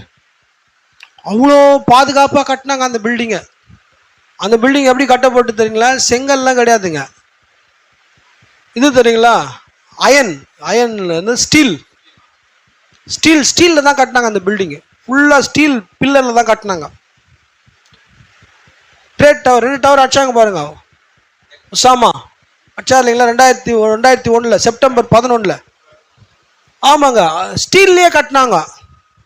ரொம்ப பாதுகாப்பாக இருந்தது. சிமெண்ட்டு, டிஎன்டி ராடு, இரும்பெல்லாம் கிடையாது, ஸ்டீல்லையே கட்டினாங்க. அதுதான் அவங்களுக்கு பிரச்சனை ஆயிடுச்சு. ஸ்டீல் எரிய ஆரம்பிச்சு, உருக ஆரம்பிச்சிருச்சு. காப்பாற்றவே முடியல, எத்தனையோ பேர் செத்து போயிட்டாங்க. அப்போ இந்த கடந்த 2000 வருஷமாவே மனிதனுடைய இந்த ப்ராடக்ட், மனிதன் கண்டுபிடிப்பு நிமித்தமாக தான் இந்த பூமிக்கு மிகப்பெரிய பேரழிவு உண்டாகி கொண்டிருக்கிறதுங்க. அநேக இடங்கள்ல எரிமலை, லாவா உருவாகுது, வால்கானிக், அது என்ன ஆகுதுன்னா அது உருவாகுதுங்க. சுனாமி, அப்புறம் ஃபாரஸ்ட்ரி, காட்டுத்தீ பறகுதுங்க. இன்னைக்கு உலகம் முழுவதும் பாருங்க அந்த வியாதிகள் பெருகுது. எபிடமிக், தனி மனிதனுக்கு, ஒரு பகுதிக்கு, உலகத்துக்கே. ஒருத்தர்லேருந்து ஒருத்தருக்கு வந்ததுங்க. ஃபர்ஸ்ட் வந்ததுங்களா? ஒருத்தர்லேருந்து ஒருத்தருக்கு வந்ததுங்க. அதுக்கப்புறமா ஒரு பகுதிக்கு வந்ததுங்க. அப்புறமா ஒரு கண்ட்ரிக்கு வந்ததுங்க. எபோலாலாம் ஒரு கண்ட்ரி, ஆப்பிரிக்கா கண்டத்துக்கு தான் வந்தது. இப்போ இந்த பேண்டமிக் என்னாச்சுங்க, முழு உலகத்துக்கு வந்துச்சுங்க கொரோனா. ஒரு மனிதன்லேருந்து ஒரு மனிதன் போய், ஒரு மனிதன்லேருந்து ஒரு வீட்டுக்கு போய், ஒரு வீட்டிலேருந்து ஒரு ஏரியா போய், எப்படி? இது எல்லாமே இந்த பூமிக்கு வந்ததான நியாய தீர்ப்பு தாங்க. அதிகமான வெள்ளங்கள் ஆகுது, அதிகமான புயல் உருவாகுதுங்க, அதிகமான லேண்ட் ஸ்லைடிங். இதை பாய்ச்சி பாருங்க, வயநாட்டில் லேண்ட் ஸ்லைடிங். ஒரு காலையில் எவ்வளோ பேர் நல்லா இருக்குதுங்க, திடீர்னு அடிச்சிட்டாங்க, திடீர்னு அடிச்சாச்சு. மக்கள் போயிட்டு மலைகளில் வீடு கட்டிக்கிறாங்க, அங்கே போய் சுரண்டி எடுக்கிறாங்க. இது எல்லாமே பாருங்க, தேவன் இந்த இயற்கையை ரொம்ப ஒரு அற்புதமாக வச்சாருங்க. மனிதன் பேசி அவனுக்கு ரோடெல்லாம் போட வேண்டிய அவசியமே இல்லை. அவன் போயிட்டே இருக்கிறான். ஒரு மரம் இருக்குது, மரமே மூவ் பண்ணுன்னு சொல்லணும். மரம் எனக்கு தடையே இருக்காதுன்னா மரமே சொல்லும், நான் பெயர்ந்து கொஞ்ச நேரத்துக்கு எங்கன்னா போய் நானே நட்டுக்கு நிற்கவா, அப்படி தானே சொன்னார் இயேசு. அல்லது நான் பெண்டாகி ஒரு ஆர்ச்சி மாதிரி உனக்கு வழி விடுவான்னு அது கேட்கும். அந்த மாதிரியான ஒரு நிலை தான் தேவன் இயற்கையை வச்சார். ஸோ மனிதனுடைய வீழ்ச்சினால அவன் என்ன பண்ணுறான்னா, ரோடுக்கு மலைகளை குடைக்கிறான். அதுதானே சேலம் ஹைவேக்கு அதானே பிரச்சனை. மலையெல்லாம் ஒழிச்சு விவசாய நிலங்கள்லாம் வச்சு ஹைவேஸ் போடுறான். ஹைவேஸ் போட்டு நேரம் என்ன பண்ணுறாங்க, ஹார்பருக்கு கொண்டு வரோம், இங்கே இருந்தாங்க. அப்போ பார்த்தீங்கன்னா இந்த விதமான விஷயங்களால தான் இவ்வளவு பொல்லாப்புகள் வந்துச்சு. இயற்கையின் பேரழிவு, நேச்சுரல் கலாமிட்டிஸ் எல்லாம் இன்னைக்கு உருவானதுக்கான காரணமே இந்த இயற்கையை மனிதன் ரொம்ப தொந்தரவு செஞ்சுட்டான். இந்த எக்காலங்கள், 6 எக்காலங்கள், 2வது உலக யுத்தத்தை சேர்த்து சொல்றது, கடந்த 2000 வருட காலமாக இது மனிதனுடைய வாழ்வாதாரத்தையும் மனிதனையும் மிக மோசமான நிலைக்கு கொண்டு போயிடுச்சு. அல்லேலூயா. 3 ஒரு பங்கு மனிதனை இது விழுங்கி விட்டது. மாச மரணங்கள் நடக்குது. வயநாட்டில் எவ்வளவு நடக்குது, எவ்வளவு பேர் செத்து போயிட்டாங்க. 40 பேர் நாங்க, 50 பேர் நாங்க, 1000 பேர் இருக்காங்க, அப்படியே போயிட்டு இருக்குது. ஒவ்வொரு இடத்துல நடக்கிறதான பேரழிவு, வெள்ளத்துல எவ்வளவு பேர் செத்தாங்கன்னே சொல்ல முடியல. நம்ம போன மழையில நடந்தது சின்ன ஒரு சென்னை என்ற ஒரு பகுதி. அப்ப பாத்தீங்கன்னா இந்த பேரழிவுகள்லாம் ஒருத்தர் 2 பேர்லாம் கிடையாதுங்க, ஒரு மாஸ் பீப்புள், ஒரு கூட்டமான ஜனங்களே மாறி போகுது. ஃப்ளாரிடால ஏற்படுகிற வெள்ளங்கள்ல ஜனங்க அப்படியே வீடோட அடிச்சுட்டு போகுது. புயல் சேதங்கள் வந்து பாத்தீங்கன்னா ஜனங்களை அப்படியே கொண்டு போயிட்டு. அப்போ இது எல்லாமே இந்த பூமியை மிகவும் சீர்குலைத்ததுக்கான நியாய தீர்ப்புகள் தான் இந்த 7 எக்காலங்கள். இந்த 7 எக்காலங்களுமே 6வது முத்திரையாகி நியாய தீர்ப்பு முழங்குகிறது. அப்போ 5, 6 எக்காலங்கள், அதுதான் 1வது உலக யுத்தமும் 2வது உலக யுத்தமாக இருக்கிறது. இந்த வெளிப்படுத்தல் 9ஆம் அதிகாரத்துல 1லிருந்து 21 வசனங்கள் நினைக்கிறேன். இந்த 21 வசனங்களுமே இந்த செகண்ட் வேர்ல்டு வாரை குறித்து, ஃபர்ஸ்ட் வேர்ல்டு வாரை குறித்து, இந்த செகண்ட் வேர்ல்டு வாரை குறித்து சொல்லப்படுது. எந்த அதிகாரத்துல? 8ஆம் அதிகாரத்துல, 7ஆம் அதிகாரத்துல 1,44,000 முத்திரையிடப்படுகிறார்கள். 8ஆம் அதிகாரத்துல முதல்ல வந்து 7வது முத்திரை திறக்கிறாருங்க. 8ஆம் அதிகாரத்துல 13 வசனம் வரைக்கும் 4 எக்காலங்கள் ஊதப்படுகிறது. எத்தனை எக்காலம் ஊதப்படுதுங்க? 4 எக்காலம் ஊதப்படுது. 9ஆம் அதிகாரத்துல 5, 6 எக்காலம் ஊதப்படுதுங்களா? 5, 6 எக்காலம் 9ஆம் அதிகாரத்துல ஊதப்பட்ட பிறகு வெளிப்படுத்தல் 10 இன்னும் ஊதப்படல, 7வது ஊதப்படல. வெளிப்படுத்தல் 10ல தேவன் தாமே 7ஆம் தூதனுடைய எக்கால சத்தத்தின் மூலமாக மனவாட்டி ஒன்று செய்கிறார். நமக்கு இந்த சத்த ஜட்ஜ்மெண்ட் கிடையாதுங்க. சத்தத்தை கேட்கணும்னா நியாயத்தீர்ப்பு. வந்து 6 எக்காலம் ஊதிச்சு. நீங்க பாத்தீங்கன்னா வெளிப்படுத்தல் 8ஆம் அதிகாரம், அதனாலதான் உங்களை வாசிக்க சொல்லுங்க. வெளிப்படுத்தல் 8ஆம் அதிகாரத்துல 4 எக்காலம் ஊதப்பட்டது. 4 நியாயத்தீர்ப்புகள், வசிப்பிடத்துக்கான நியாயம், மனிதனுடைய வாழ்வாதாரத்துக்கான நியாயத்தீர்ப்பு 4 வந்து 8ஆம் அதிகாரத்துல. 9ஆம் அதிகாரம் வெளிப்படுத்தல் 9ல 5, 6 21 வசனங்கள்ல அந்த 2 நியாய தீர்ப்பினால ஏற்படுவதான பேரழிவுகளை குறித்து 9ஆம் அதிகாரம் பேசுகிறது. அதுக்கப்புறமா பாத்தீங்கன்னா திருதேசம் ரொம்ப அழகா சொல்றாருங்க. இந்த மெசேஜ்ல சொல்றாருங்க, எக்கால பண்டிகையில சொல்றாருங்க, 6வது எக்காலத்துக்கும் 7வது எக்காலத்துக்கும் இடையே தேவன் 7வது தூதனை அனுப்பி எக்காலம் ஊதி தம்முடைய மனவாட்டியை அழைக்கிறார். அப்போ 6வது எக்காலத்துக்கு 7வது எக்காலத்துக்கு இடையே ஒரு இன்டர்வெல், 2வது உலக யுத்தத்துக்கும் 3வது உலக யுத்தத்துக்கும் இடையே தான் அந்த இன்டர்வெல். இன்னைக்கு அது இடையில தான் தேவன் பிடிச்சார். 1946 தாங்க 2வது உலக யுத்தம் முடிவு வந்தது. அந்த 46வது வருஷத்துல தான், அதே நாள்ல தான் என்ன பண்ணாருன்னா, தீர்க்கதரிசியை தூதனான ஒரு குகையில சந்தித்து உலகம் முழுவதும் கொண்டு போய் இந்த செய்தியை கொண்டு போய் கிறிஸ்துவுக்கு ஒரு மனவாட்டி பேர். எப்படி எலியேசரை ஆபிரகாம் அனுப்பினார் பிதா, அதே போல நம்முடைய நாட்கள்ல ஒரு எலியேசரை அனுப்பி, ரெபெக்கா ஒயிட்டால இல்லைங்க, ரெபெக்கா அப்படி இருக்கலாம், எவ்வளவு பேர் படிச்சுக்கிறீங்க? அவருதாங்க கலரை அவர்தாங்க படிச்சாரு. சோ கருப்புன்றது அது ஏதோ அழகு குறைவே கிடையாது. தேவனுக்கு பலவிதமான கலர் அது. பாருங்க, ஒரு பர்ஃபெக்டான ஒரு ஹஸ்பண்ட் வைஃப் டைப்புக்கு தேவன் எப்படிப்பட்ட ஒரு பெண் எழுதுறாருங்க. ஆமா பாருங்க, சொல்றாரு கிறிஸ்துவுக்கு அதிகமான மனவாட்டி ஆப்பிரிக்கால இந்தியால இருந்தாங்க. எவ்வளவு வெள்ளையா இருப்பாங்க ஆப்பிரிக்கன்ஸ். ஆமா, அவங்க பிளாக் பீப்புள். நாம எப்படியோ கலர்ல இருக்கிறாங்க. நம்ம பிளாக்கா இருக்கிறோம், கொஞ்சம் வீட் கோதுமை கலர்ல இருக்கிறோம், வீட்டிஷ் ஒயிட், இந்த மாதிரி கலர்ல இருக்கிறோம். அப்ப பாத்தீங்கன்னா கிறிஸ்து மணவாளன் நம்முடைய ஈசாக்கு நம்ம தெரிந்து கொள்வதற்காக நமக்காக ஒரு எலியேசரை இந்த 6வது எக்காலத்துக்கு 7வது எக்காலத்துக்கு இடையே அனுப்புகிறார். புரியுதா இல்லைங்களா? 9ஆம் அதிகாரத்துல 6 எக்காலம் ஒழுங்குது. 10ஆம் அதிகாரத்துல தேவன் என்ன பண்ணார், ஒரு 7ஆம் தூதனை அனுப்புகிறார். எக்காலம் இது 7 முத்திரைகள் திறக்கப்படுது.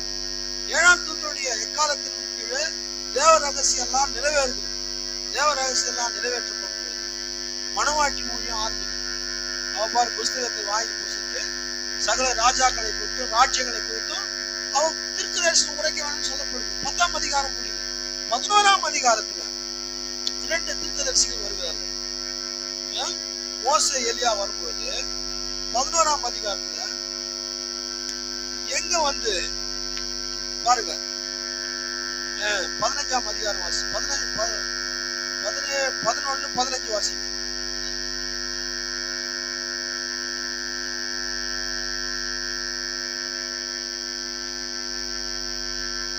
பாத்தீங்களா, 7ஆம் தூதன் எப்போ எக்காலம் ஊதுறாருங்க?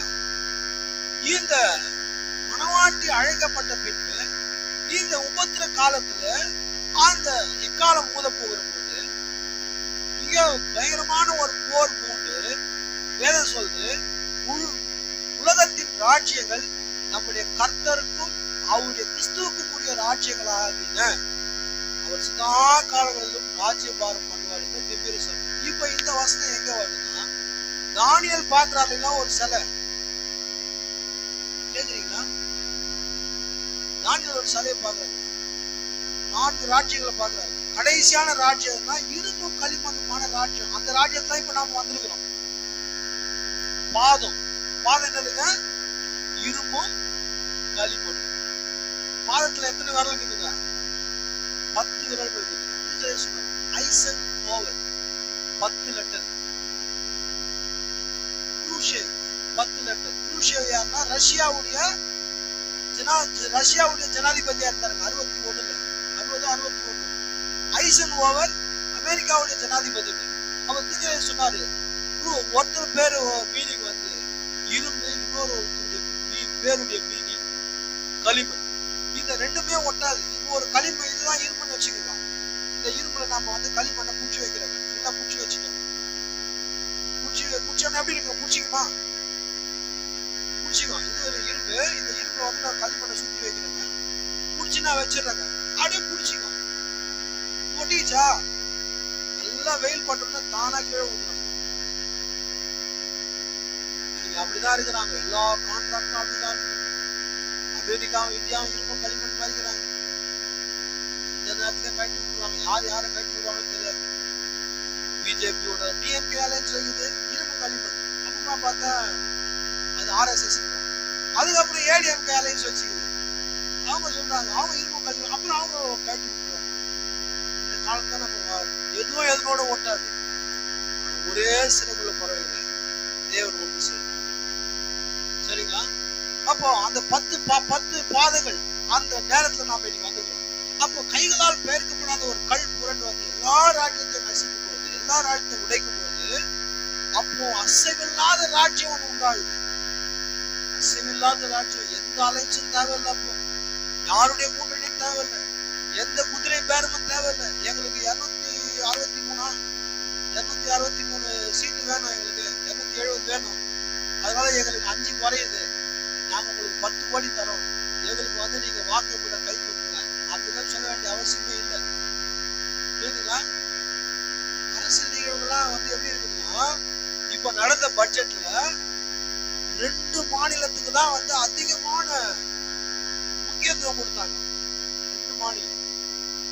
எந்தெந்த மாநிலம் தெரியுங்களா? ஒண்ணு ஆந்திர பிரதேஷ், இன்னொன்னு பீகார். 2 மாநிலம் தான். இந்தியாவில் எவ்வளவு மாநிலங்கள் இருக்கு? 2 மாநிலம் தான் இம்பார்ட்டன்ஸ் கொடுத்தாங்க. ஏன் தெரியுங்களா? இவங்களுடைய சீட்டு கம்மியா இருக்கிறதுனால ஆந்திராவும் பீகாரும் தான் யாருங்க சந்திரபாபு நாயுடு நிதிஷ்குமாரும் தான் பிஜேபி சப்போர்ட் பண்ணிக்கிறாங்க. இந்த நாள் வான இவங்க பேச்சு நாங்க விட்டு வந்துட்டாங்கன்னா மோடி ஊந்துவாரு. அதனால என்ன பண்ணிட்டாங்க? அந்த மாநிலங்களுக்கு நிறைய சலுகை, நிறைய நிதி ஒதுக்கி 40 சீட்ல ஒருத்தர் கூட எங்க ஊர்ல வரல. ஜீரோ. இப்படி நம்மள என்ன பண்ணிட்டாங்க? இது எல்லாமே அரசியல நடக்குது. இது எல்லாம் சும்மா இல்லைங்க. இது எல்லாமே வேதாகமத்துல இருக்குது. நம்ம வந்து சாதாரண பார்த்தா சாதாரண தெரியும். திருக்கதர்சி ஒரு பைனாக்குலர் போட்டாரு. அவரும் ஒரு கண்ணாடியை போட்டு வேதத்தை வாசிச்சாரு. அந்த கண்ணாடியை போட்டு வேதத்தை வாசிச்சு இதை பார்த்தா ஓஹோ இவன் யாருக்கு அப்படின்னு தெரியும். சாதாரண படிச்சா தெரியாதுங்க. திருக்கதர்சி யூஸ் பண்ண ஒரு கண்ணாடி இருக்குது. இந்த கண்ணாடியை போட்டு நாம் படிக்கும் போது இந்த எல்லா நிகழ்வுகளும் நமக்கு மிக துல்லியமாக நமக்கு தெரியும். ஓகே, அப்போ இந்த முதல் 4 எக்காலங்கள் பாருங்க, பூமியையும் அதனுடைய சுற்றுச்சூழலுமே அடிக்குது. இந்த 7வது ட்ரம்பட் என்ன பண்ணுதுன்னா எல்லாத்தையுமே அடிச்சு 7th ட்ரம்பட் பூமியை கம்ப்ளீட்டா பியூரிஃபை பண்ணுது. அதுதான் baptism of the holy ghost தான் இங்க நம்ம பேசணும். பாத்தீங்களா? தேவன் எப்படி மனுஷனுக்கு 3 ஆவி ஆத்மா சரீரத்தை தண்ணீர் ரத்தம் அக்கினினால சுத்திகரிக்கிறார். இப்ப பூமிக்கு தேவன் நோவா நாட்கள்ல பேசுறது புரியுதுங்களா? அப்படியே கனெக்ட் ஆகினே வரணும். தண்ணினால ஞானசாலை கொடுத்தார். அது பிறகு என்ன பண்ணாருங்க? ரத்தத்தை பூமியில சிந்தினார். பிறகு இந்த பூமிக்கு ஒரு நெருப்பு தேவை. அதுதான் இந்த 7வது எக்கால் பூமிக்கு நெருப்பை கொண்டு வருகிறது. வானங்கள் மடமடவென்று வெந்துருகி போகும். எல்லாத்தையுமே கொஞ்சமா அடிச்சாச்சு. இருக்கிற எல்லாத்தையுமே அடிச்சு ஒரு பியூரிஃபை பண்ணி மீண்டுமாக புதிய ஆதாம் விழுதுக்கு முன்னால எப்படி இருந்ததுங்க பூமி, அந்த நிலைக்கு கொண்டு வர. அந்த நிலைக்கு கொண்டு வந்து 10ஆம் அதிகாரத்துல நம்மளெல்லாம் சரி, நம்மளெல்லாம் தூங்கினா இல்லைங்களா? ராப்சர்ல போனோம். மரித்த பரிசுத்தவான்கள் எல்லாருமே அந்த பூமிக்கு கொண்டு வராது. எந்த பூமிக்குங்க? சுத்தம் பியூரிஃபை பண்ணப்பட்ட பூமி. கடந்த 2000 வருஷ காலமாகவே 6 எக்காலங்கள் மூலமாக அடிக்கப்பட்டது. இன்னும் ஒரே ஒரு எக்காலம் தான், 7வது எக்காலம். இன்னும் 3வது உலக யுத்தம் நடக்கல. 3வது உலக யுத்தம் நடக்கும் பொழுது இந்த காரியங்கள் நமக்கு மிக பரிபூர்ணமாக இருக்கும். அதனால சொன்னாரு அழகா சொல்றாருங்க, இஸ்ரவேலருக்கு 7ஆம் எக்காலத்தின் கீழ் நடப்பதுதான் சபைக்கு 7ஆம் முத்திரையின் கீழ் நடக்குதுன்னு சொல்றாரு. இஸ்ரவேலருக்கு 7ஆம் எக்காலத்தின் கீழே அவங்க என்ன பண்ணாங்க? ரட்சிக்கிறார்கள். 1,44,000 பேர் 3வது உலக யுத்தத்துல 7வது எக்காலத்துல வராங்க. புரியுதா இல்லைங்களா? கேக்குறீங்களா? புரியலன்னா நிறுத்திக்கோங்க. ஏன்னா இது நான் அப்படியே ஒன் பை ஒன்னா அங்கங்க டேப் பண்ணி தான் முடிக்க முடியும். இது முழு வேதாந்தத்தோட இணையுது. ஆதியாக வரைக்கும் கொண்டு போகுது. பாருங்க, இந்த 7வது எக்காலம் எதை கொண்டு வருதுன்னா, ஆதாம் வீழ்வதற்கு முன்பு பூமி என்ன நிலையில இருந்தது அந்த கண்டிஷனுக்கு கொண்டு வருது. அதுக்கு தான் இந்த 7 எக்காலங்களை தேவன் கொடுத்தார். அவரே சிஸ்டத்து மனிதனுடைய தப்புனால இந்த பூமி சபிக்கப்பட்டதா போயிடுச்சு. கொஞ்சமா அடிச்சு சபிக்கப்பட்டதற்கு நெருப்பை கொண்டு வந்து அதை பியூரிஃபை பண்ணி தம்முடைய மனவாட்டிக்கு தம்முடைய பிள்ளைகளுக்கு ஒரு புதிய ஒரு ஏதேனை அவர் கொண்டு வருகிறார். அதான் சொன்னாருங்க, இஸ்ரவேலருக்கு 7வது எக்காலத்தின் கீழே தான் அவங்க ஒன்று சேர்ந்து அவங்க மேசியாவை ரியலைஸ் பண்ணி அவங்க வராங்க, ரட்சிப்புக்குள்ள வராங்க. அவங்களுக்கு 7வது எக்காலத்தின் கீழே நடக்குது, நமக்கு 7ஆம் முத்திரையின் கீழே நடக்குது. 7ஆம் முத்திரை தீர்க்கதரிசி நமக்கு 7ஆம் முத்திரை திறந்து கொடுக்கும் பொழுது நாம் எல்லாரும் உள்ள வரும். 7ஆம் முத்திரை திறக்குமா நம்ம என்ன பார்த்துங்க, ஆட்டுக்குட்டியாருடைய ஜீவ புஸ்தகத்துல என் பேர் இருக்குதுன்னு நான் கண்டுக்கிறேன். என்ன தெரிஞ்சுக்கணுங்க, உலக தோற்றத்துக்கு முன்னால இருந்த அடிக்கப்பட்ட ஆட்டுக்குட்டியாருடைய ஜீவ புஸ்தகத்துல பேர் இருந்தது. அதுல என் பேர் இருந்தது. நான் என்ன பண்ணேன், யோவான் பாத்துக்கிறாருங்களா, யோவான் தான் பேரை பார்த்து குதிக்கிறார் அவரு. அதுதான் இன்னைக்கு நமக்கு நடந்தது. அப்போ இந்த 6வது முத்திரையில 7 எக்காலங்களும் வருகிறது. சொல்லுகிறார், முத்திரைகள் திறக்கப்படும் போது புறஜாதி முத்திரிக்கப்படுகிறார். இன்னும் நிறைய விஷயங்கள். முதலாவது எப்போ யூதர்கள் தான் சொல்றாங்க. இது நான் இதோட முடிச்சிடலாம், ஏன்னா இது ஒரு வரலாறு மாதிரி. சரிங்களா? இப்ப முதலாவது உலக யுத்தத்துல தான் யூதர்கள் முத்தரிக்கப்படுகிறார்கள். 1,44,000 பேர் வர வேண்டியவங்க அப்ப முத்தரிக்கப்படல, இவங்க ஆல்ரெடி முத்தரிக்கப்பட்டாங்க. இது முதலாவது உலக யுத்தத்துல நடக்குது. இந்த முதலாவது உலக யுத்தம் தான் யார் நடந்ததுன்னு தெரியாத நிலையில இருந்தது. யாருக்குமே தெரியாது. 11வது மாசத்துல காலை 11வது மணி வேளையில 11ஆம் தேதி இயற்கைக்கு மேம்பட்ட விதத்துல திடீர்னு யுத்தம் முடிவு வந்துச்சு. மர்மமான முறையில ஐநா யாருமே சமாதானம் பண்ணி காட்டவே இல்லை. திடீர்னு நின்றுச்சு.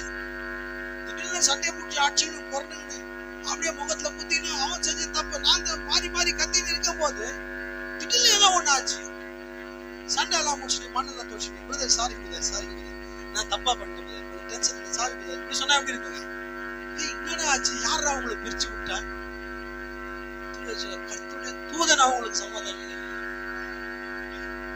யார் செஞ்சதுங்க?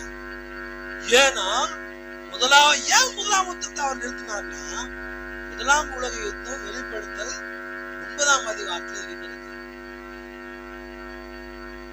அவரே நிறுத்திட்டாரு. அப்போ இவ்வளவு விஷயங்கள் இதுக்குள்ள இருக்குதுங்க. இப்போ 10ஆம் அதிகாரம் என்ன பண்ணுது தெரியுங்களா? இந்த பூமியை தேவன் பியூரிஃபை பண்ணி ஒரு புதிய ஏதேனை உருவாக்குறார். அந்த புதிய ஏதேனை உருவாக்கி அதுல யாரை கொண்டு போய் வைக்க போறாரோ அந்த ஜனங்களுக்கு அந்த புதிய ஏதேனுக்கான டைட்டில் டீட 10ஆம் அதிகாரத்துல தரார். இல்லைங்களா? டைட்டில் டீட் என்னங்க? ஆதாம் எதையெல்லாம் இழந்தாங்க அதெல்லாம் நமக்கு திரும்ப அளிக்கப்படுதான் டைட்டில் டீட். அந்த டைட்டில் டீட நீங்க எடுத்துக்கிட்டீங்கன்னா, ஆமா நீங்க மீனோட பேசலாம், சிங்கத்தோட பேசலாம். அல்லேலூயா.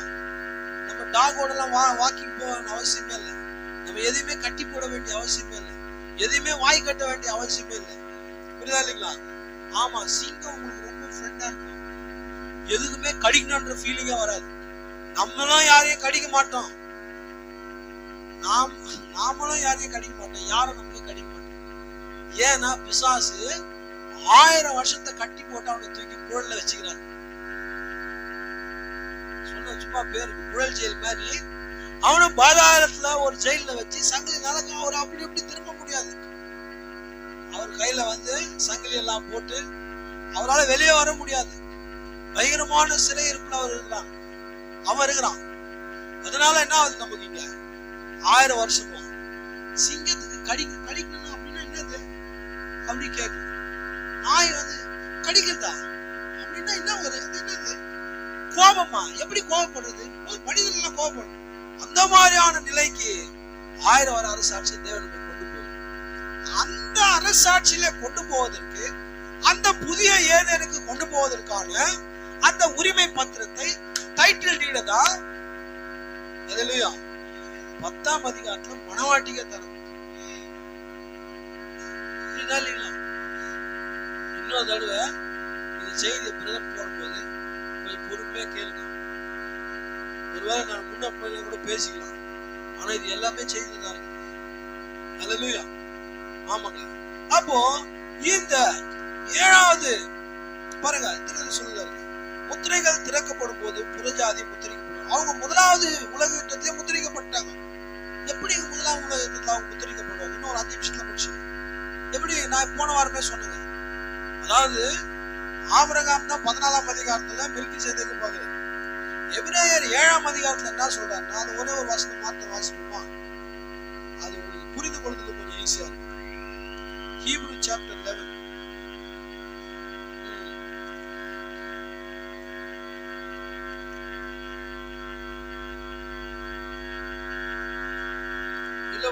எபிரேயர் 7 9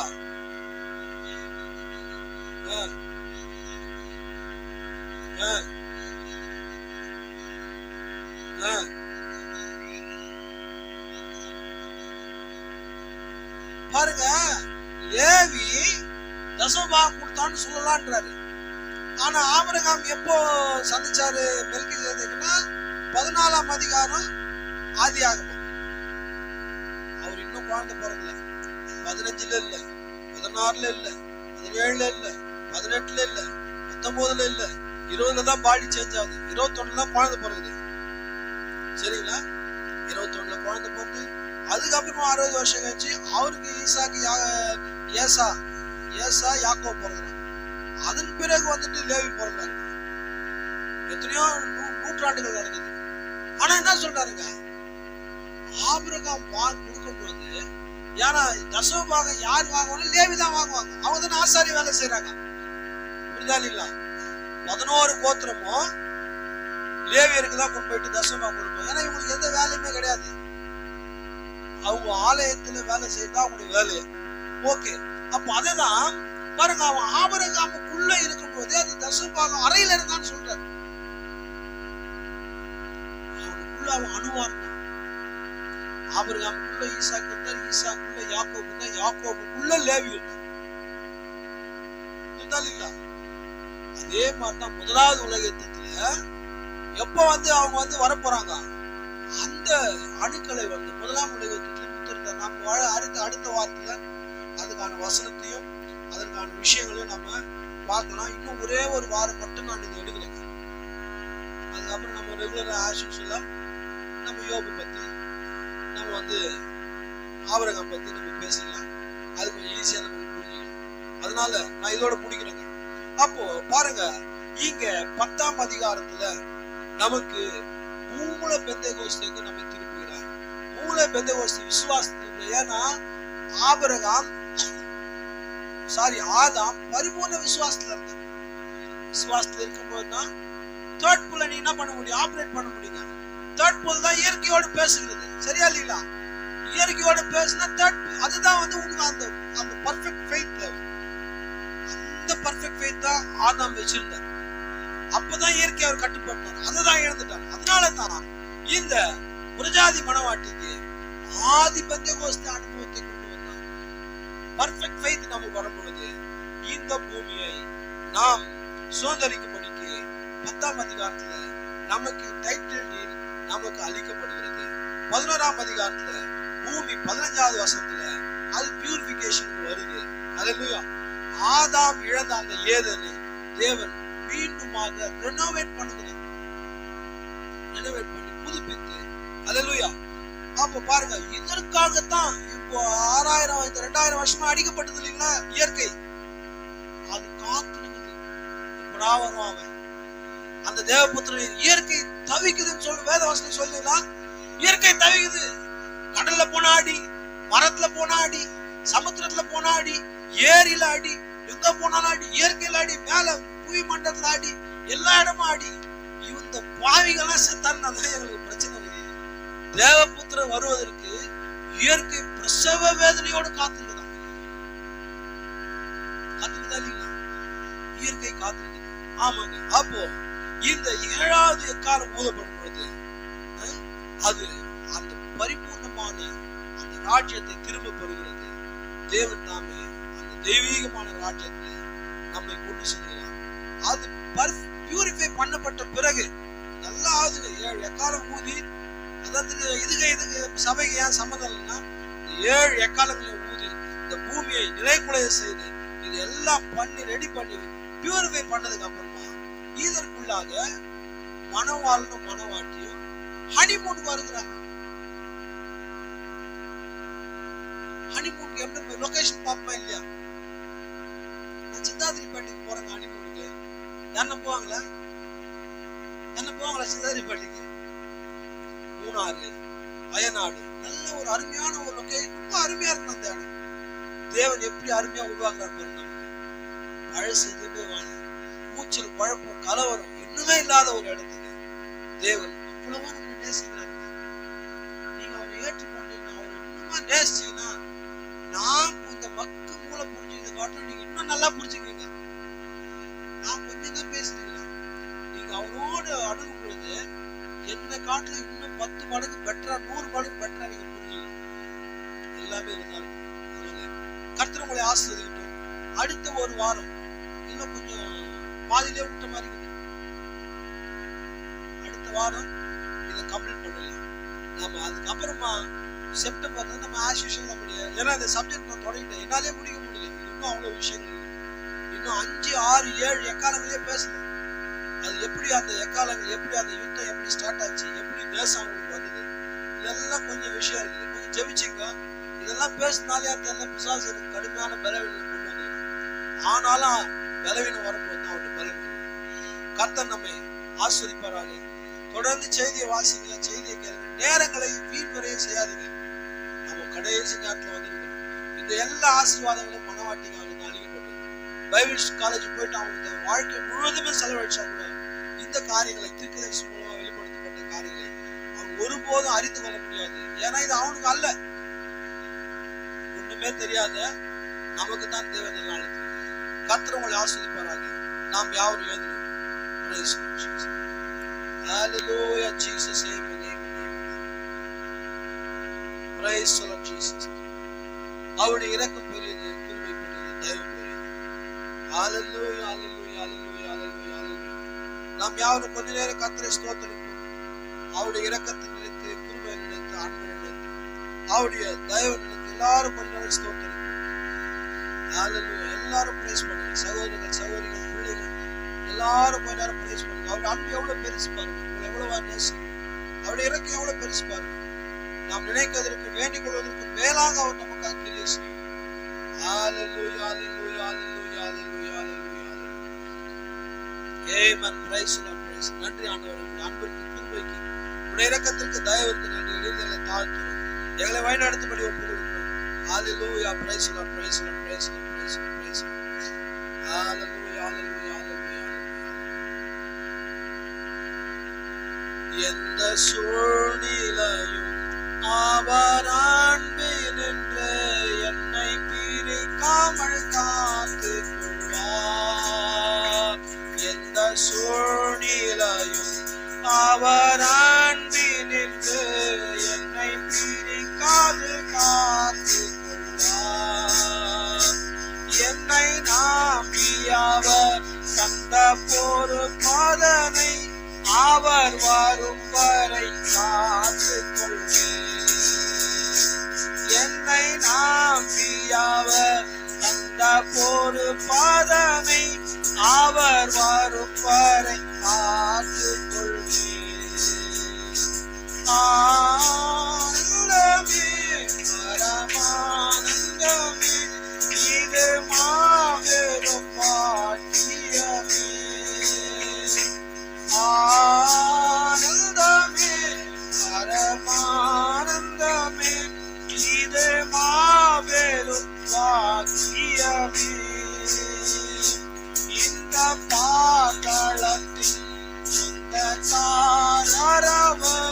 எந்த உள்ளத்தின் சொந்தமானார். இந்த பாதாளத்தின் சொந்தக்காரரவர், எந்த உள்ளத்தின் சொந்தமானார். அவர் வரும் நாளிலே என்னை கரமசைத்து அன்பாய் கூப்பிட்டு ஓ பெயர் பட்டியலிலே உன்னுடைய பெயர் வாசிக்கப்படும். என் பிரியமே, என் வெண்புறாவே, என் ரூபவதியே என்று உன்னை அழைப்பார். அவர் சமூகமாதிரு அங்கே அவருடனே ஆடி பாடியே மகிழ்ந்திடுவே. அவர் சமூகமாதிரு அங்கே அவருடனே ஆடி பாடியே மகிழ்ந்திடுவே. ஆனந்தமே பரமானந்தமே, இது மாபெரும் பாக்கியமே. ஆனந்தமே பரமானந்தமே, இது மாபெரும் பாக்கியமே. இந்த பாதாளத்தின் சொந்தக்காரரவர், எந்த உள்ளத்தின் சொந்தமானார். இந்த பாதாளத்தின் சொந்தக்காரரவர், எந்த உள்ளத்தின் சொந்தமானார். தேவ சமூகத்தை நம்ம இல்லையில தாழ்த்துவோம். இந்த நேரத்துல நாம் ஒரு சகோதரிக்காக ஜெபிக்க போகிறோம்.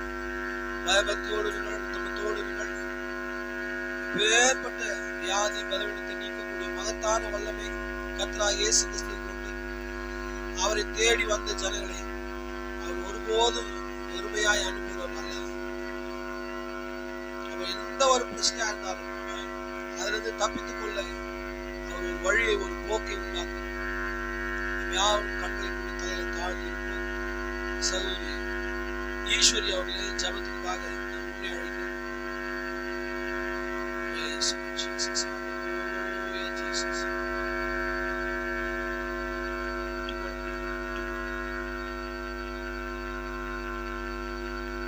சகோதரி ஒரு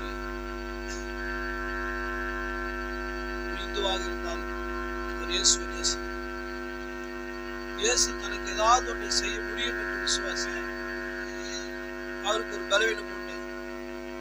அந்த பலவீனத்திற்கு மகத்தான வைத்தியர், the great doctor, the great physician, இயேசு தேவை என்று கர்த்தரை நாடி வந்திருக்கிறார்.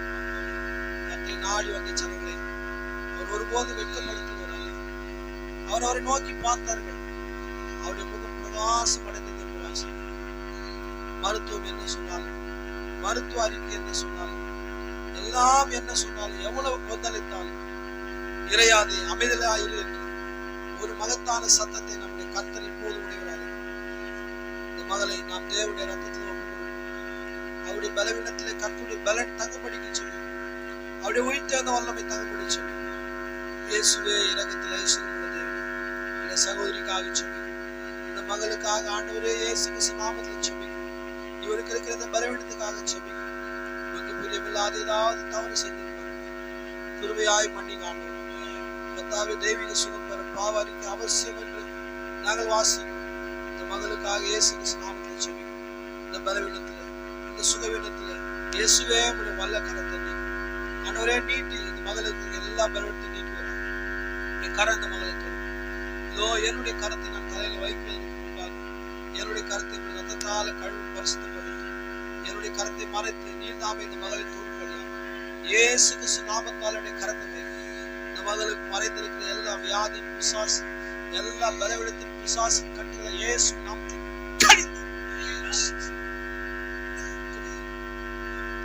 இயேசு நாமத்தில் கணவரை பிள்ளைகளையும் பாதுகாத்து நடத்த எல்லா தேவைகளையும் ஆண்டவரே நாளிலே வந்து கர்த்தரை சுகப்படுத்தினார். சுகமாயிருக்கிறேன் என்று ஒரு சாட்சியங்கள் மத்தியில் இந்த மகன் சொல்ல இறக்க செய்கிறார். கல்லோ மண்ணோ மரமோ கட்டியா அல்ல, கையினால் உண்டான விக்கிரகம் அல்ல எங்கள் தேவன். ஜீவிக்கிற தேவன், சுகமளிக்கிற தேவன். இந்த மகள் சுகமானால் என்று அறிக்கை செய்து ஏசி 53 தெய்வீக சுகமளிக்கிறது. ஏசு நாமத்தினால இந்த மகள் சுகப்படுத்துகிறவர்கள் திரும்பி செல்ல உதவி செய்யும். ஏசு நாமத்தில் ஆமென். God bless you sister. God bless you. சுகமாயிட்ட நம்பிக்கையோடு போங்க. கர்த்தர் உங்களுக்கு உதவி செய்யும்.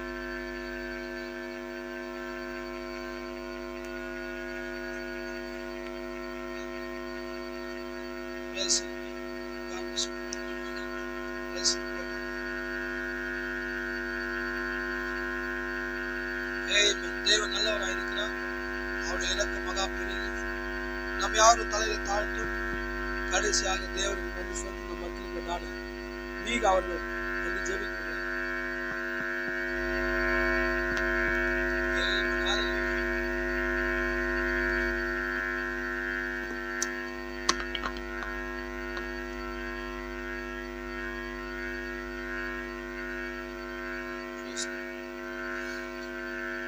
Hallelujah, hallelujah. Oh, glory to thy name, O God, Lord Jesus Christ. Oh God, how great you are, O God. How great you are, Lord. Analytical level of prayer, we thank you, O God. God, we thank you, O God, for this good time, O God, this good day. O God, everybody gathered here, O God. All thy children, O God, all thy people, O God. Everybody has come, O God, here to, O God, pour out their heart, pour out their soul, O God, Jesus Christ. And I really believe that you have met them, O God. You have answered them, O God. Oh Lord Jesus Christ. Oh God, I don't know, God, many will understand me or not, O God. But really you will put in their heart, O God. You will interpret them, O God, Lord Jesus Christ. You are the great interpreter, O God. Oh God, எல்லாருக்கும் புரியும் அது நீங்களே செய்யுங்க ஆண்டவரே. Oh Lord Jesus Christ. You interpreted your word, O God. உங்க revelation எங்களுக்கு கொடுத்தீங்க ஆண்டவரே. இன்டர்பிரட் பண்ணீங்க ஆண்டவரே. எல்லாமே எங்களுக்கு புரியும்படி செஞ்சீங்க ஆண்டவரே. இருக்கிற எல்லாருக்கும் ஆண்டவரே தேவைகள் இருக்கும் ஆண்டவரே. அவங்களுக்கு நிறைய பிரச்சனைகள் இருக்கும் ஆண்டவரே. But today coming, O God, I read a word, O God, that you pour your soul into God. உங்களுக்குள்ள இருக்கிற எல்லாத்தையும் நீங்க God கிட்ட சொல்லுங்க. You pour your soul. Surely He is there to listen, O God. And today we heard a lot of things, O God, Jesus Christ. God, we don't go listen everywhere, O God. Teaching, O God, it's a Bible study, O God. God, we learned about the things, O God, which is going to happen, O God, which has already happened, O God, Lord Jesus Christ. And surely all these things are happening, and we can see that, O God, it is present day, O God. And we can see that there is a present God here also, Lord Jesus Christ. You are the God of present, O God. You are I am that I am, O God. Yes, O God, we are living with that God, who is not past or history, O God, or who is going to come, O God. You have already come, O God, and you are staying here, O God, and you are with us present, O God, Lord Jesus Christ. We can see all the miracles, O God. We can see all the prayers, O God, everything happening in the world, O God. But this is more than that, O God. God, we can see the healer, O God, who is greater than everybody, O God. Greater than Solomon, greater than physicians, O God, Lord Jesus Christ. You are, O God, you are greater than any people, O God, any person, O God. Because you are not a person, O God. You are more than a person, O God. You are God. Oh Lord Jesus Christ, it's been a long time, O God, me coming in prayer here, O God, and you have given me this opportunity, O God. Bless me, O God. Bless everybody, O God, who have come here, O God. You bless the person, O God, the servant, O God, who has delivered thy message, O God. Bless each and every brothers and sisters, O God. We love them, O God, with all our heart, O Lord Jesus Christ. O God, again I pray for everybody, O God. Anybody having their, O God, sickness in the body, O God. O God, give them faith, O God. O God, as it is said, O God, we should have faith, O God, Lord Jesus Christ. O God, and heal them, O God, all the body pains and everything. O God, but more than that, many people have mental pressures, O God, mental pain. For all those things, O God, you know them, O God. You heal them, O God. God, and give them full, O God, deliverance from that, O God, Lord Jesus Christ. I pray for each and every, O God, youngsters here, O God, all the children, O God, all the family members, all my brothers and sisters, bless them, O God. And when we go from here, O God, make us to go with all deliverance our soul be filled, O God. Oh, let thy Holy Spirit be in us, O God. Oh God, we ask thy Holy Spirit in thy name, O God. For great is thy glory. Hallelujah. கர்த்தர் உங்களை யாவரையும் ஆசீர்வதிப்பாராக. தேவ சமாதானத்தோடு கடந்து செல்லுங்கள். உங்களுடைய பிரசன்ன வருடத்தை பாருங்கள்.